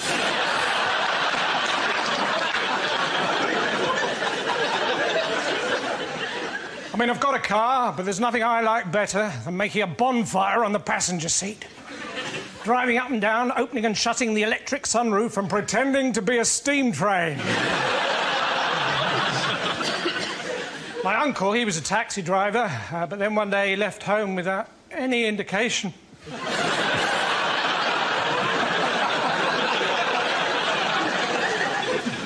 So recently, I was fell walking in the Lake District. Well, it's not quite true. Recently, I fell walking in the Lake District. I was going to tell someone, but the pillar box was full of sugar puffs.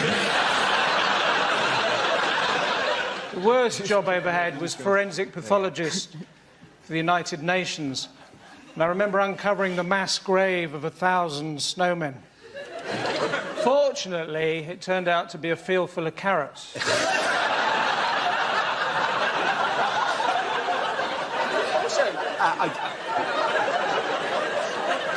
What's great about it? But it's like Milton, every so often, it's like this hilarious grandad that just wakes up.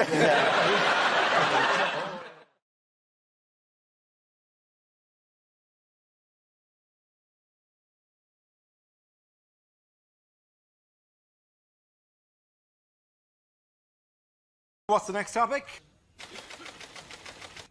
Topic is drugs. And Andy's in. Now, it seems only 27 people in Britain died from taking ecstasy last year, right? 50 people died from swallowing a bee. 72 people died attempting DIY in their own home. So how come we haven't also got campaigns, bees, don't swallow them, and shelves, just say no? Andy Parsons.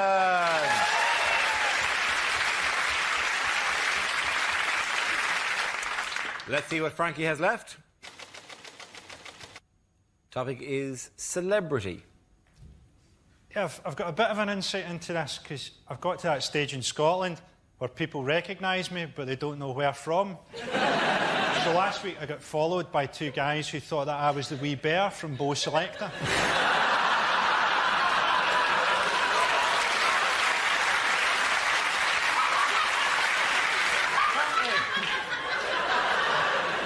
Apparently, Catherine Zeta-Jones lives in LA, but she has bottles of air imported from Wales. When I want my house to smell like Wales, I just kick my dog until it farts.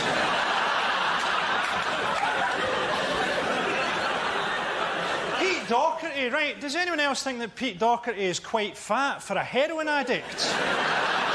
What's he been cutting his heroin with? The hollandaise sauce.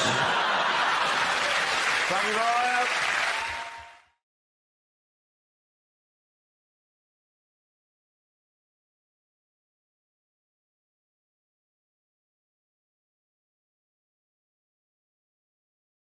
We start with a round called If This Is the Answer, What Is the Question? On the board are 6 categories. Catherine, which category would you like?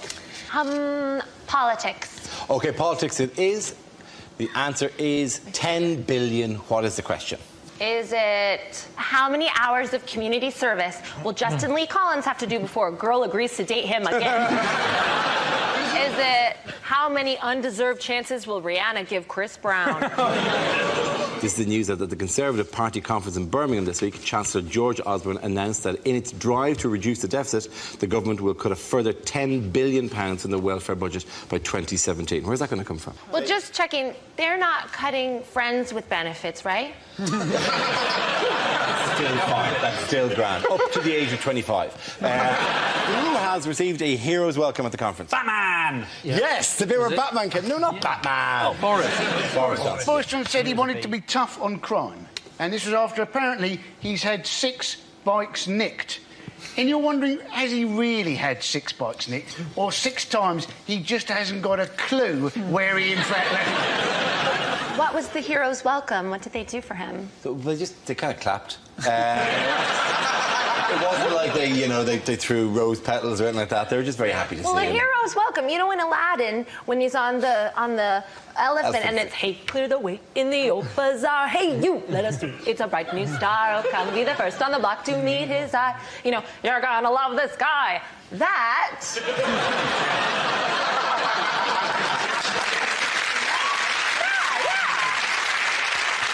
the hero's welcome. I defer to your definition of a hero's welcome. At no point did Boris arriving on, near, or confusingly like an elephant. The question is, would you recommend this A&E department to your friends and family?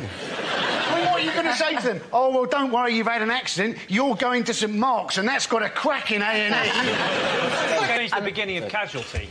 Wasn't it? Just a man falling off his shed onto his garden rake and then crawling to his laptop to go on TripAdvisor. Or just come home to your partner, square up and go, I'm going to send you someplace nice. Well, I've never heard domestic violence put quite as charmingly as that. Is it earth, wind, and douchebag? Well, David Blaine, he used to be an illusionist, and now he's an endurance performer, which just sounds like homeless to me. David Blaine's biggest magic trick is staying relevant. I mean...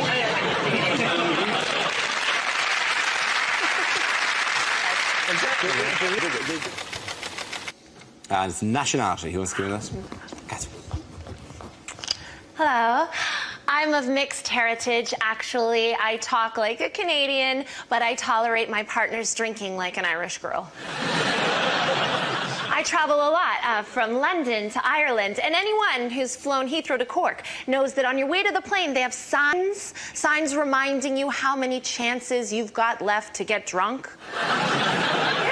They're like 6 licensed shops, 2 shops, 1 shop. It's like, what? Before I board an aircraft filled with wine to get to the land of Guinness? And the final shop is right at the gate. And in that shop, there's a sign that says, no ID, no sale. And I'm like, this is an international airport. How about no ID? How'd you get on the plane? It is in the boarding lounge, If a terrorist manages to sneak through levels of security at the world's busiest international airport, give him a pint. Thank you very much, Catherine Ryan. Is it Harvest Festival attracts troublemaker? No, it's holy F, a Teletubby.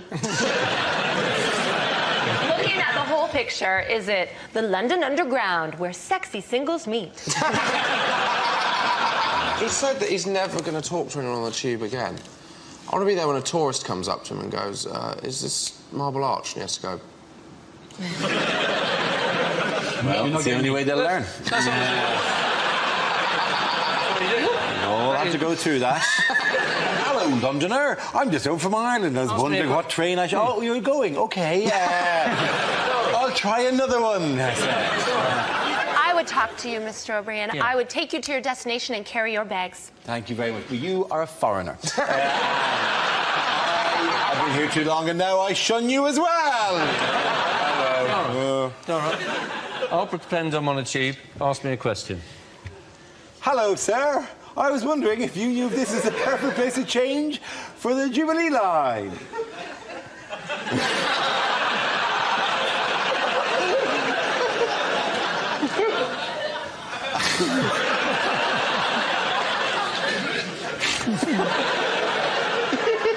Excuse me, I was wondering if this is the right place for... I want to get to Buckingham Palace. It's shameful.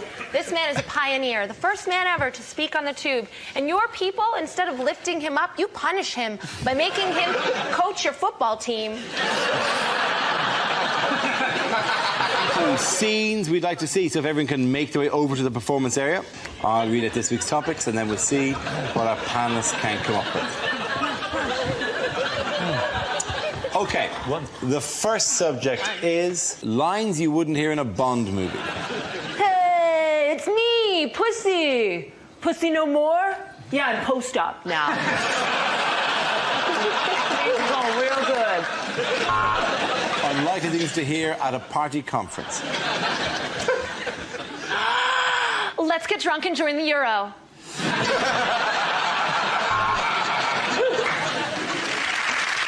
Here in support of Testicular Cancer Awareness Week, it's Shadow Chancellor Ed Ball.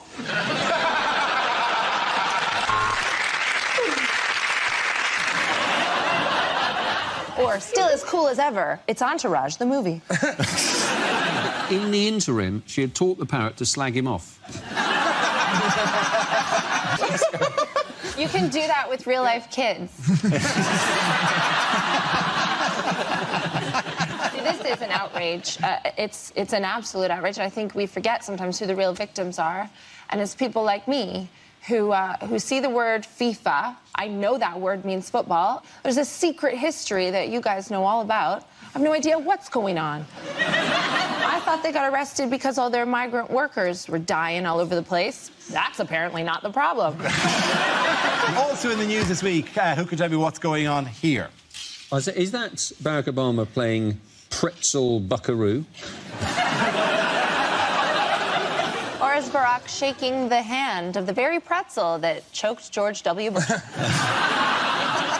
having a nice time. No breakfast is ever made better by Stephen Harper or David Cameron showing up to it. It's not like he's waiting to start the party when Cameron gets there. Boy, aye. From the other side, they all turn and Cameron's like, hey!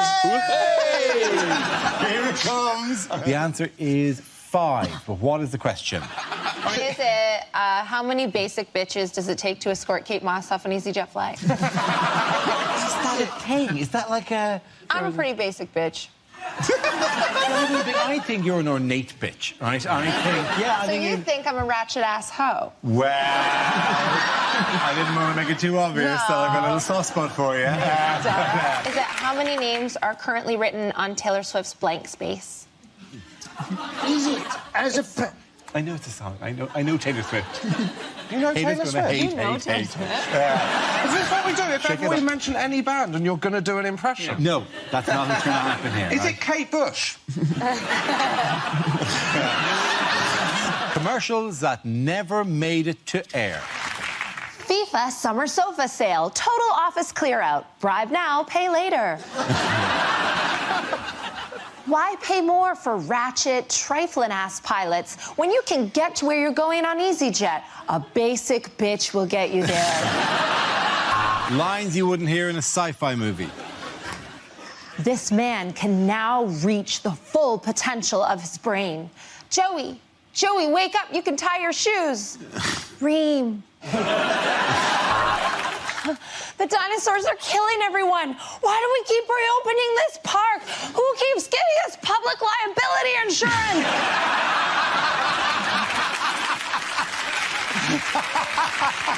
We saw it around called Picture of the Week. I showed the panel a topical image and asked me to tell me what's happening. So here's a picture of the 4 Labour leadership hopefuls. What's going on here? Is it AshleyMadison.com relaunches with hip new image? Is it a charity appeal? Like, for £3 a month, you could buy these deluded fools fresh water and false hope. They're calling it Corbyn mania, but you can't just put mania at the end of a word and think that it means something. Like Beatlemania, that was when they played to 55,000 people in Shea Stadium. Corbyn mania is 1,100 bored pensioners in Norfolk. Congratulations to the Germans, but I'm going to say it. Historically, I've never forgiven them. No. Do you remember Frank Lampard's goal in the 2010 World Cup? That was way over the line. What? No way is this outweigh that. Yeah. You mean 800,000... No wonder they're trying to be the good guys of Europe. You think this whole... taking in 800,000 refugees... It would have made it too all, Dara! Maybe that's it. Maybe that's it, Josh. The Germany's getting World Cup points for each Syrian that they let in. I've already got a $5 on a German Syrian to win Eurovision. I just like the narrative. There is an element to which, like, Germany won the World Cup and the team was partly Turkish as well. Like, whatever. This thing does work in sport. Mo Farah, anyone? You know? Because, you know, there is another, you know, migrant came over here. Like, they will bolster your sporting chances, lads. Mo Farah is a Somalian who acquires gold on land. Nothing I don't like about him.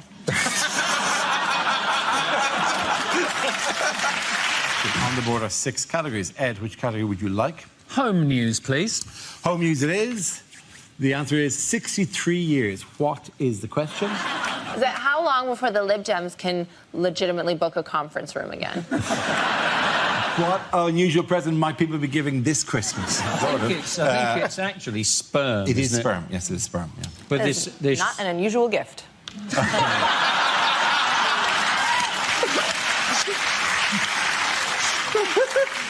Horrific return policy.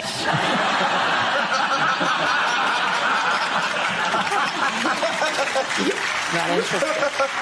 You said 14 days. Oh, you've lowered the tone, Dara! How have I ruined it? How have I ruined it? Unlikely things to hear on breakfast TV. The world of show business has suffered another tragic loss. But don't worry, it's one of the ones you already thought was dead.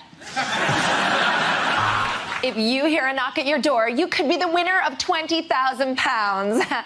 2 knocks and it's a police raid. Hide the guns. The next topic is lines you wouldn't read in a romantic novel. She felt every part of his 8 inches. He was stiff, absolutely wretched, and even in her innocence, she knew her hamster was dead.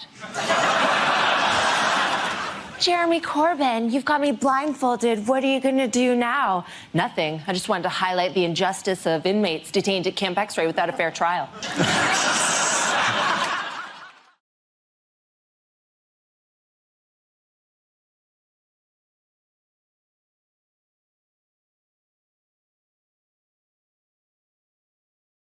What are the policies that they mentioned? There's a policy for the unemployed, which is it's a great policy. What happens is if you can't find a job, you've got to clean up litter or feed old people, which is kind of offensive to old people that they've said they're the worst 2 jobs. What you would need to do, actually, is get one half of the job list to pick up litter and the other half of the job list to drop the litter. And that way, you've got twice as many people busy and you're not robbing anyone of employment. There is a big issue about the employment of wombles after this. They've all come over from Bulgaria anyway.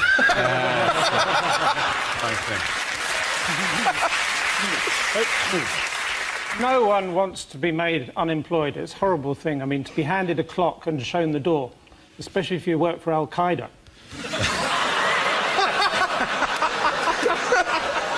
Other plans that the long-term unemployed would pick up litter, and that also that they would... How often do they have to go to the job centre? Well, every day. Every single day. And I think if you're going to go to the job centre every day, you might as well give them a job in the job centre. And the Help to Buy schemes, in the Help to Buy scheme. I'm in favour of home loans, but I think it was a bit formulaic by Home Loans 3.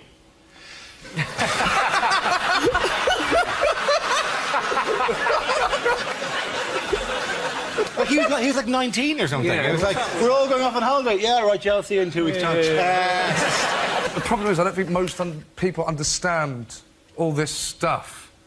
I think if you want to appeal to people, it needs to be more simple. Like, I would probably pay a bit more attention if one of the policies was all fire alarms just start off by going, psst, your toast is just a bit burnt. And then I go, oh, right, this guy knows what he's talking about. Or if, like, if the government made plug sockets higher so you didn't have to bend over as much. Yorkshire puddings with every meal, yes, Graham. This stuff, I just get confused. Too many numbers, too many people. I don't know what's going on. I look forward to some of you because you. I thought this was Buzzcocks.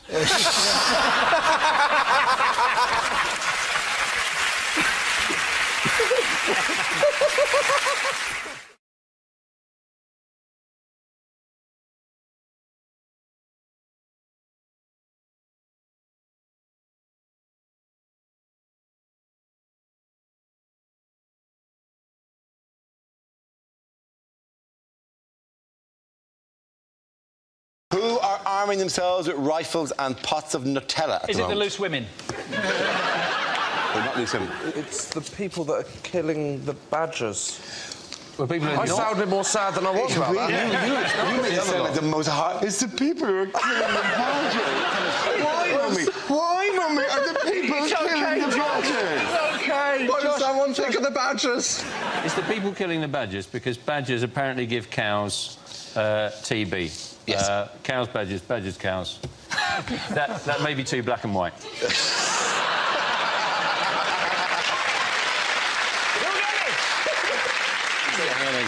You say black and white now, but black and white and red all over.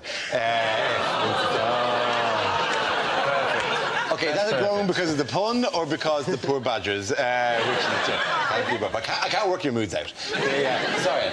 Brian May, he's against the badger He's colours. against the badger and colour, Brian you May. can see why, can't you? He's only got to walk through the countryside without somebody trying to shoot his hair off.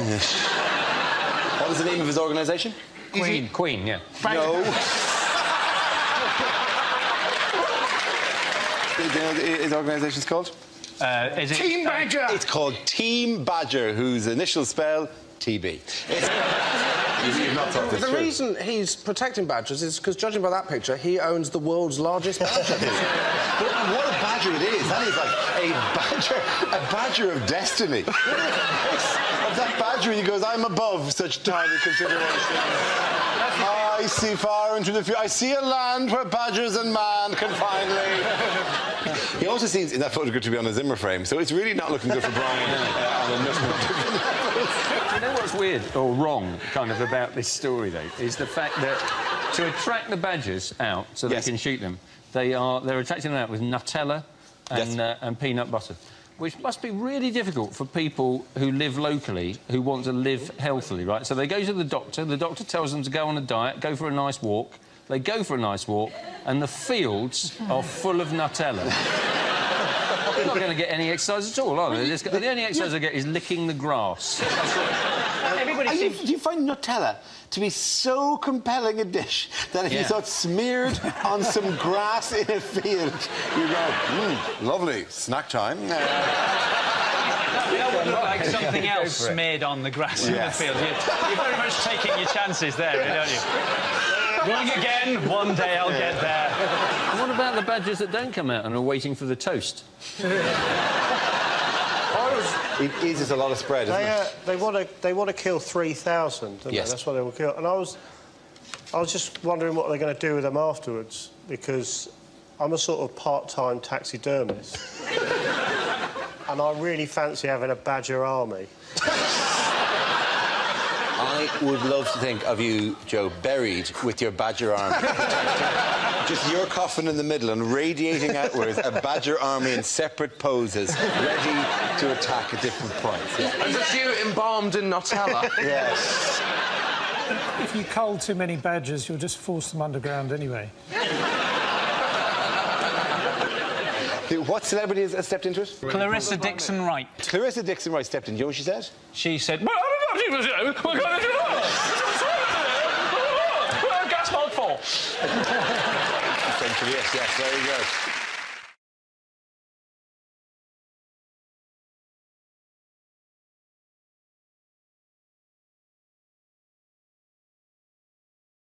If you could make your way to the performance area, please. This round is a stand-up challenge. I launch a wheel of news, and wherever it chooses to stop, one of our performers must step forward and talk about that subject. The winner is whoever I think is the funniest. OK, here we go. Let's spin the wheel. And it's the economy. Annie Parsons, I suppose we should be grateful we're not in Greece. Things very bad there. There's rioting. Things so bad, the austerity measures, that they can't even afford to put petrol in their milk bottles to chuck them. Things are so bad they're having to put milk in their milk bottles. That's how bad things are. Oi, take that! Yeah! In 2 hours, your clothes are going to smell really bad. The European Central Bank, right, they have said that when it comes to Greece, they think it may be a bit like the Ebola virus, right? And they said we may have to cut off our leg to survive. Now, they may know a bit about finance. They know very little about the Ebola virus. It affects your entire body. You cut your leg off, you've still got the Ebola virus. You've just got one leg bloody less. Thank you very much, Andy Parsons. OK, let's spin the wheel again. The subject is clubbing. Who wants to talk about that? Myers. Yeah, well, I'm sure you can all tell I'm a bit of a clubber.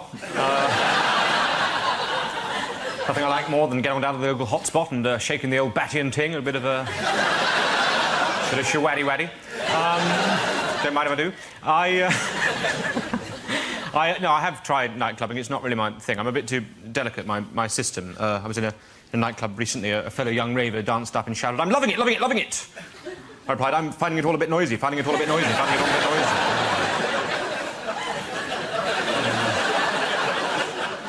People jump around like crazy in those places. At one point, my cup and saucer was knocked clean out of my hand.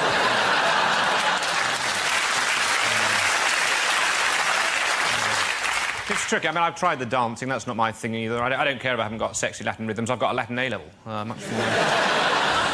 Much more transferable in the job market. I was on the dance floor recently. A lot of my fellow young ravers were blowing whistles, so I joined in and gave a bloody good pop on my bugle. Unfortunately, that meant half the Bosworth Hunt came charging in across the dance. Hounds mistook 3 of the ginger students for foxes, and there was a hell of a mess. Thank you very much, Miles Josh. OK, that leaves us with Jack. Let's see what you've been left with. Let's spin the wheel. And the topic is health. I know what you're thinking. Yeah, that is my gun. So, we are in the midst of an obesity epidemic, and the people I blame, definitely, are the supermarkets, because I don't think they're doing enough, right? Like, you go into any supermarket now, and you buy food. If you care about what you put into your body, you look at the nutritional information, you know, the little wheel of guilt that every packet has on it now. That lures you in, doesn't it? Like, you buy something, like ice cream. It's like, this ice cream only contains 5% of your daily intake of calories. You're like, oh, that's very promising. I'll buy and eat the ice cream then. Then you look up a little bit closer, above the little wheel of guilt, tiny white writing, 1/8 of a tub. Oh, you cheeky bastard. You're not allowed to do that. Put on the packet whatever makes it sound good to sell the product, then make up a ludicrously unrealistic portion size so I buy it like a twat. That's like Greg's going, this sausage roll only contains 2% of your daily intake of calories. If you lick it. It needs to do more. I think what the supermarkets need to start doing is putting warnings on their packets of food, like they do with cigarettes. You buy cigarettes, it's got a horrible picture of, like, a lung caked in shit. You're like, oh, I don't want to smell that. You should do it with food. Tesco's on cakes should just have pictures of, I don't know, a really fat woman crying as she walks out of Topshop empty-handed. OK, at the end of that round, what the hell? Points for everyone. Come on, sit back down here.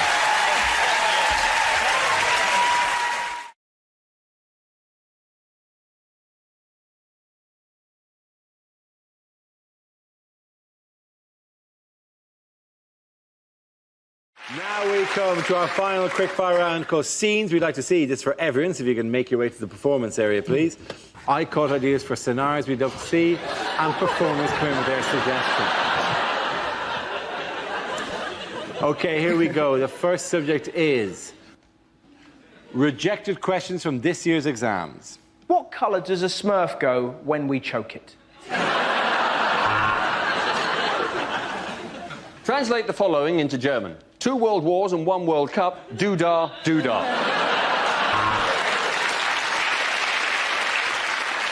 How many pepperami big boys could you feed to Victoria Beckham through a tube before she became visible to the human eye? What is the name of the force that pulls objects towards the centre of the Earth? Is it A, gravity, or B, magic? Katie Price is supposedly worth £8.5 million and has got a thriving TV career. Explain.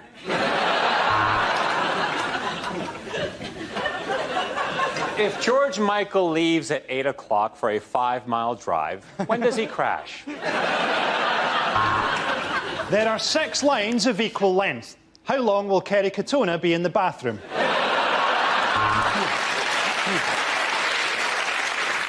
If a train is going at 70 miles per hour, how surprised would you be? What is amnesia? Is it A, memory loss, A, memory loss, or 4, the Battle of Hastings?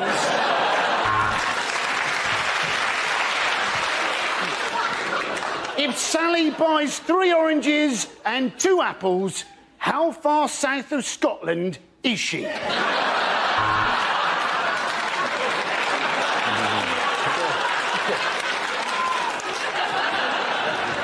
Discuss the idea that Willy Wonka was a paedophile.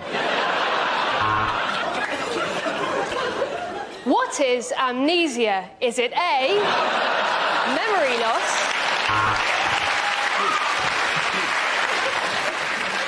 Draw a diagram of the male genitalia.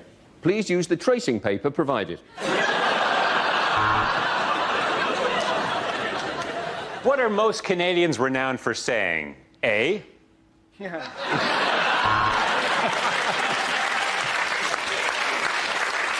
English. Is standards declining?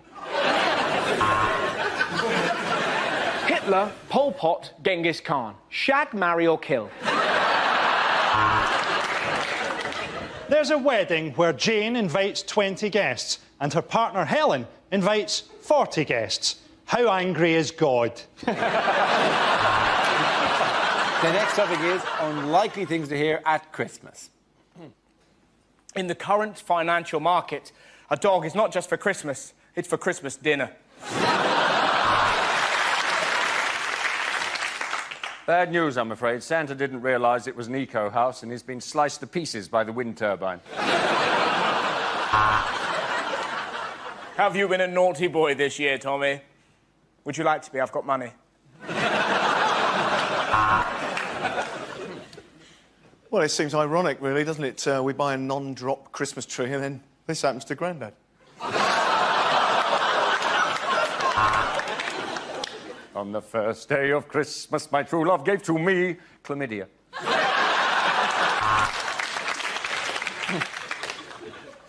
A grain of rice for Christmas. Thanks. Thanks, Uncle Ben.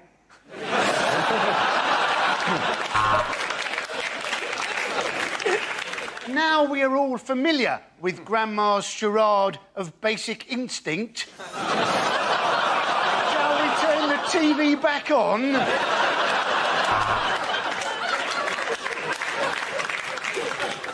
Why is your nose so red, Rudolph? Because I'm an alcoholic. You'd have thought the retail sector would have found some way to monetize this festival. Baby Jack, we didn't know whether to get you a toy or a pet, so we've compromised and bought you a rattlesnake. Hey, great! New socks! I'm off for a wank.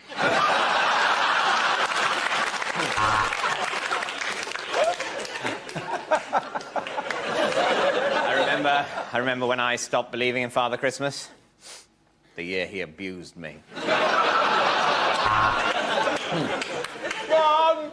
I was hiding in a sock and Andy did something weird.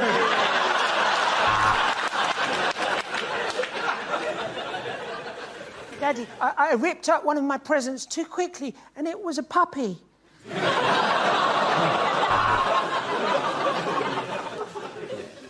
I discovered last night that your father has been having an affair. One of the chipolatas might taste a little bit strange. Last night, Santa emptied his sack in our room. Which is why I'm leaving your mother.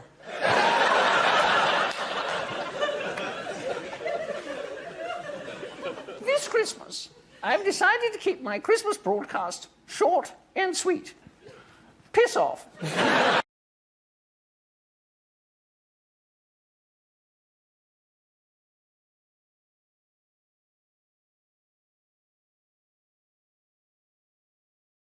Now we come to our final quickfire round called Scenes We'd Like to See. This is for everyone, so if you go over to the performance area, please.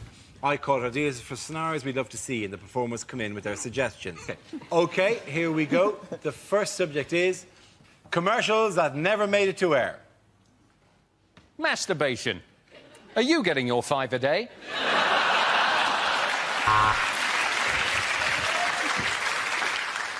Worried about bankruptcy?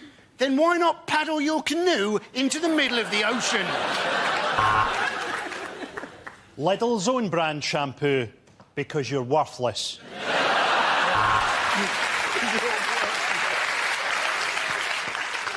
If you hit me at 40 miles an hour, there's an 80% chance I'll die. If you hit me at 30 miles an hour, there's an 80% chance I'll live. Stop trying to hit me.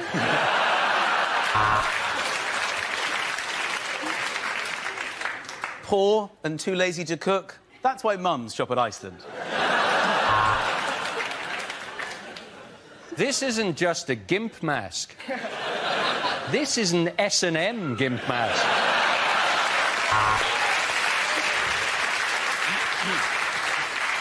Do your knickers feel uncomfortable on? Try Bacardi Breezy. You find flying boring? Fly Qantas, you might die.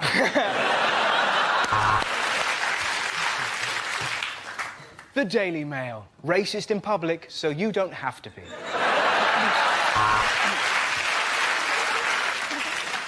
I'm Fern Britton, and this machine took 2 stone off me. It's a bacon slicer.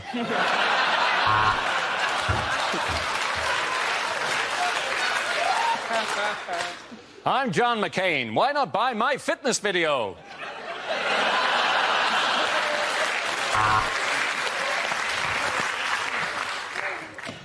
Are you thinking of drinking and driving? Remember, the M20 is surprisingly quiet on a Saturday night.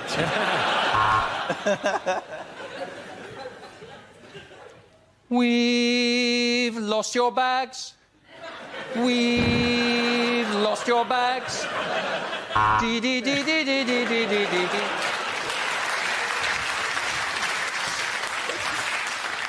From Gillette comes the new Sensor Uber XL. For that closest ever shave. In fact, this one slices your face like a potato peeler. It's too close. Get the previous Gillette Sensor. It turns out we couldn't get closer than that one. 31 million names on 3 great discs. Her Majesty's Revenue and Customs. Now that's what I call a monumental cock-up, Volume 1.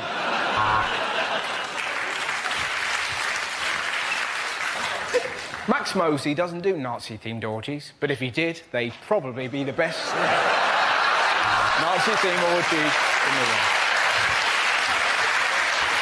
OK, next topic is bad things to hear on opening the door in the middle of the night. Hello, I'm Dara O'Brien. I'd like to talk to you about Mock the Week.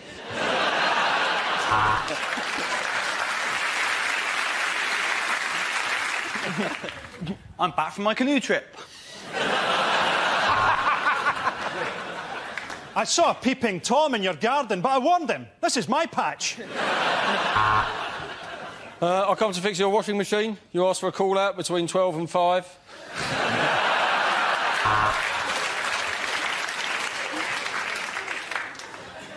Hello, I'm afraid my cock is stuck in your letterbox.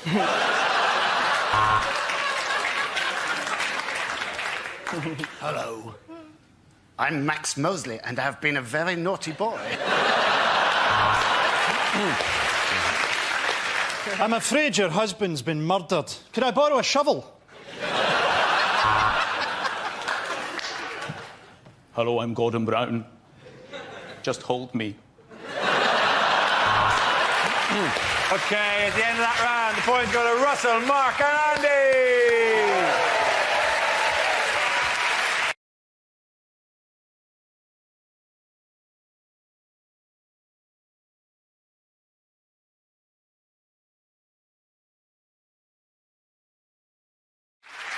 Now we play a round called NHS Revolving Door of Happiness.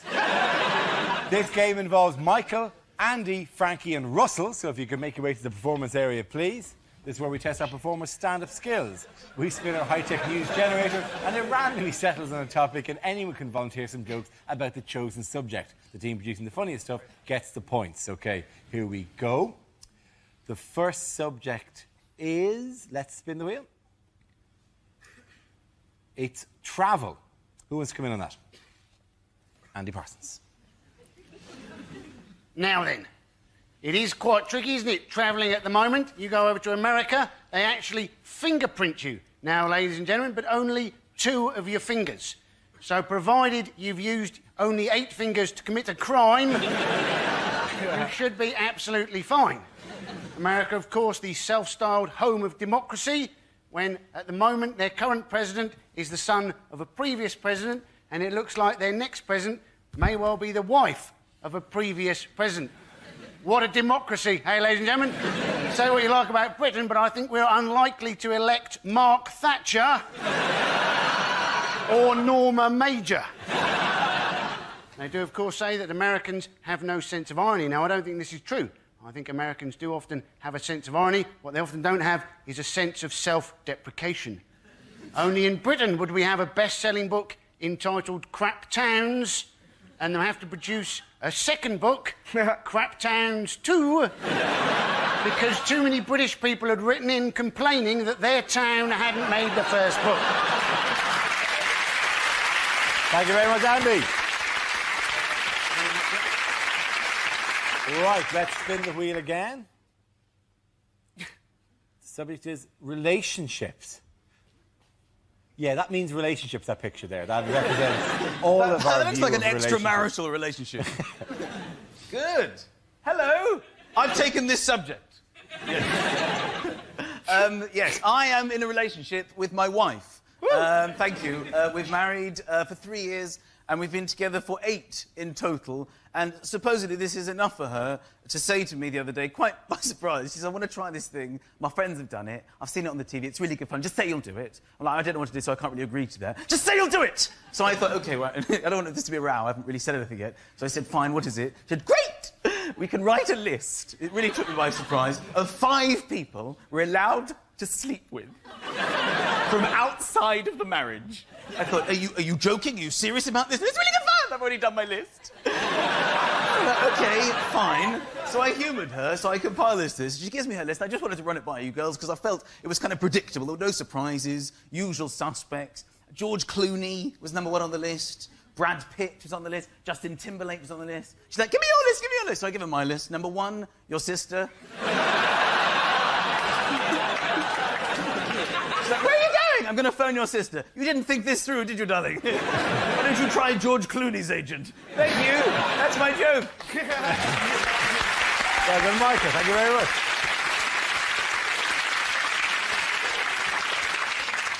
OK, Russell and Frankie are left. The next topic is men's health is the next topic, as represented by the knee.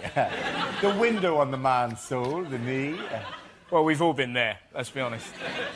Jesus. And it's got quite a nice pant ferret there, which is a bit of hair. Never mind.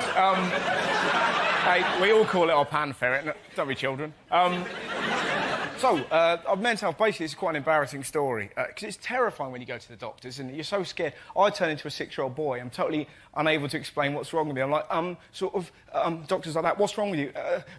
Who did this to you? Dragons. And you're sat there, terrified. 3 times in my life, I've been convinced I've got testicular cancer. Every single time, it's been an ingrowing hair. It's, yeah, funny. It's getting to the stage I need something terminal just to stop me looking like a massive pervert. You know, there's no way of getting comfy when you're having your balls checked, because the doctor's like, obviously my balls aren't that big. If you sat there and go, well, you do appear to have a problem, Mr. Howard. You appear to have camel's gonads. But you don't know where to put your hands, you know? You can't sort of do that or anything. I toyed with the idea of doing that firmly. I wish I'd been courageous enough just to go... But I didn't. I sat there like a timid T-Rex as my penis gently shrunk. And it's horrible, because the only good thing about going to the doctors is the ladies' magazines. You know, it's always the same. I found love in Falaraki. The most orange woman you've ever seen. Like morph in a frock, clinging on to some terrified waiter. He gives me love 24/7. Cock your own fish fingers, Darren. He's a keeper. You're literally flicking through. When you get to the middle, that's when it gets properly ridiculous. There's always some woman staring at that. There's a ghost in my womb. I was walking downstairs. It flew out me vulva. It were Henry VIII. That's the only good thing about going to the doctors. Thank you very much for your time.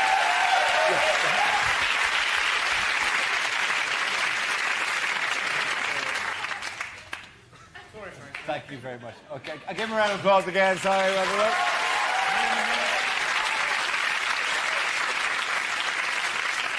Well, now that we've comprehensively dealt with the topic of men's health, Frankie, let's see what you've been left with.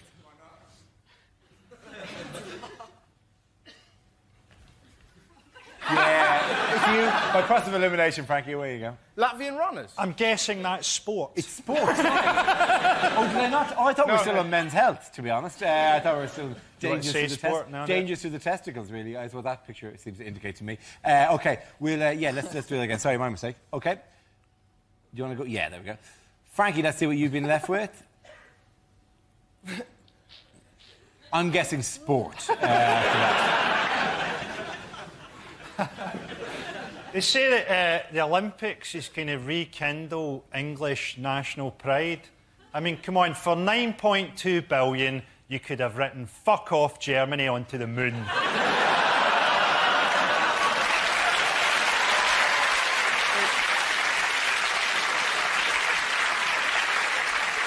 It's good they're holding the Olympics in the East End of London. It means the athletes will have to use extra skill to work out which of the gunshots they heard was the starting pistol.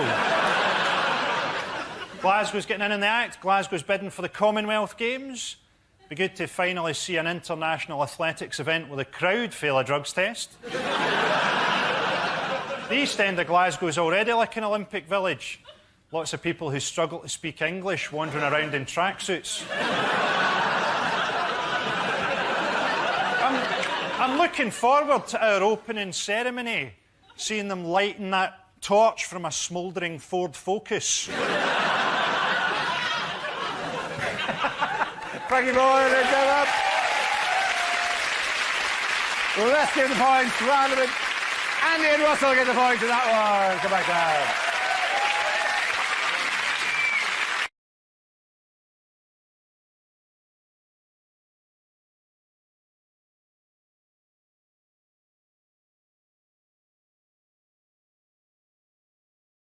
Our next round is called If This Is the Answer, What Is the Question? On the board are 6 categories. Sean, which category would you like? Go for environment. Environment it is. The answer is 95%. What is the question? Is it the percentage of a Domino's pizza left before I think, what am I doing with my life?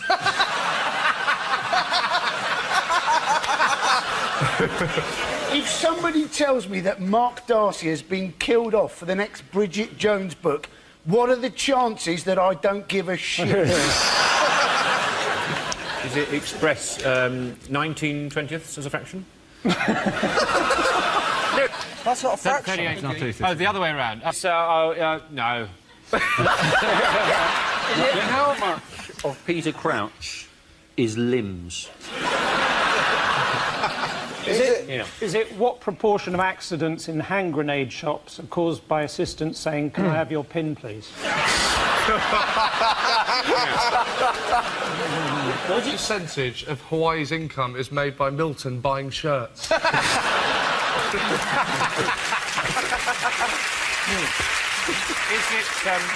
Is it express 19/20ths as a percentage? Is it, if I send a text on the new iPhone, how much battery will it drain? Is it, how sure am I, Merry Christmas, that this answer will end up in the Christmas compilation? Is it express 76/80ths as... That's whatever they're called. Is it, what are the chances I'm going to shove Miles' abacus up his arse? What are the chances Richard Dawkins will be turned away from heaven? Is it what rating does Paradise currently have on TripAdvisor? Is it what looks like one neighbour talking to another neighbour over the fence about the two big numbers in his garden?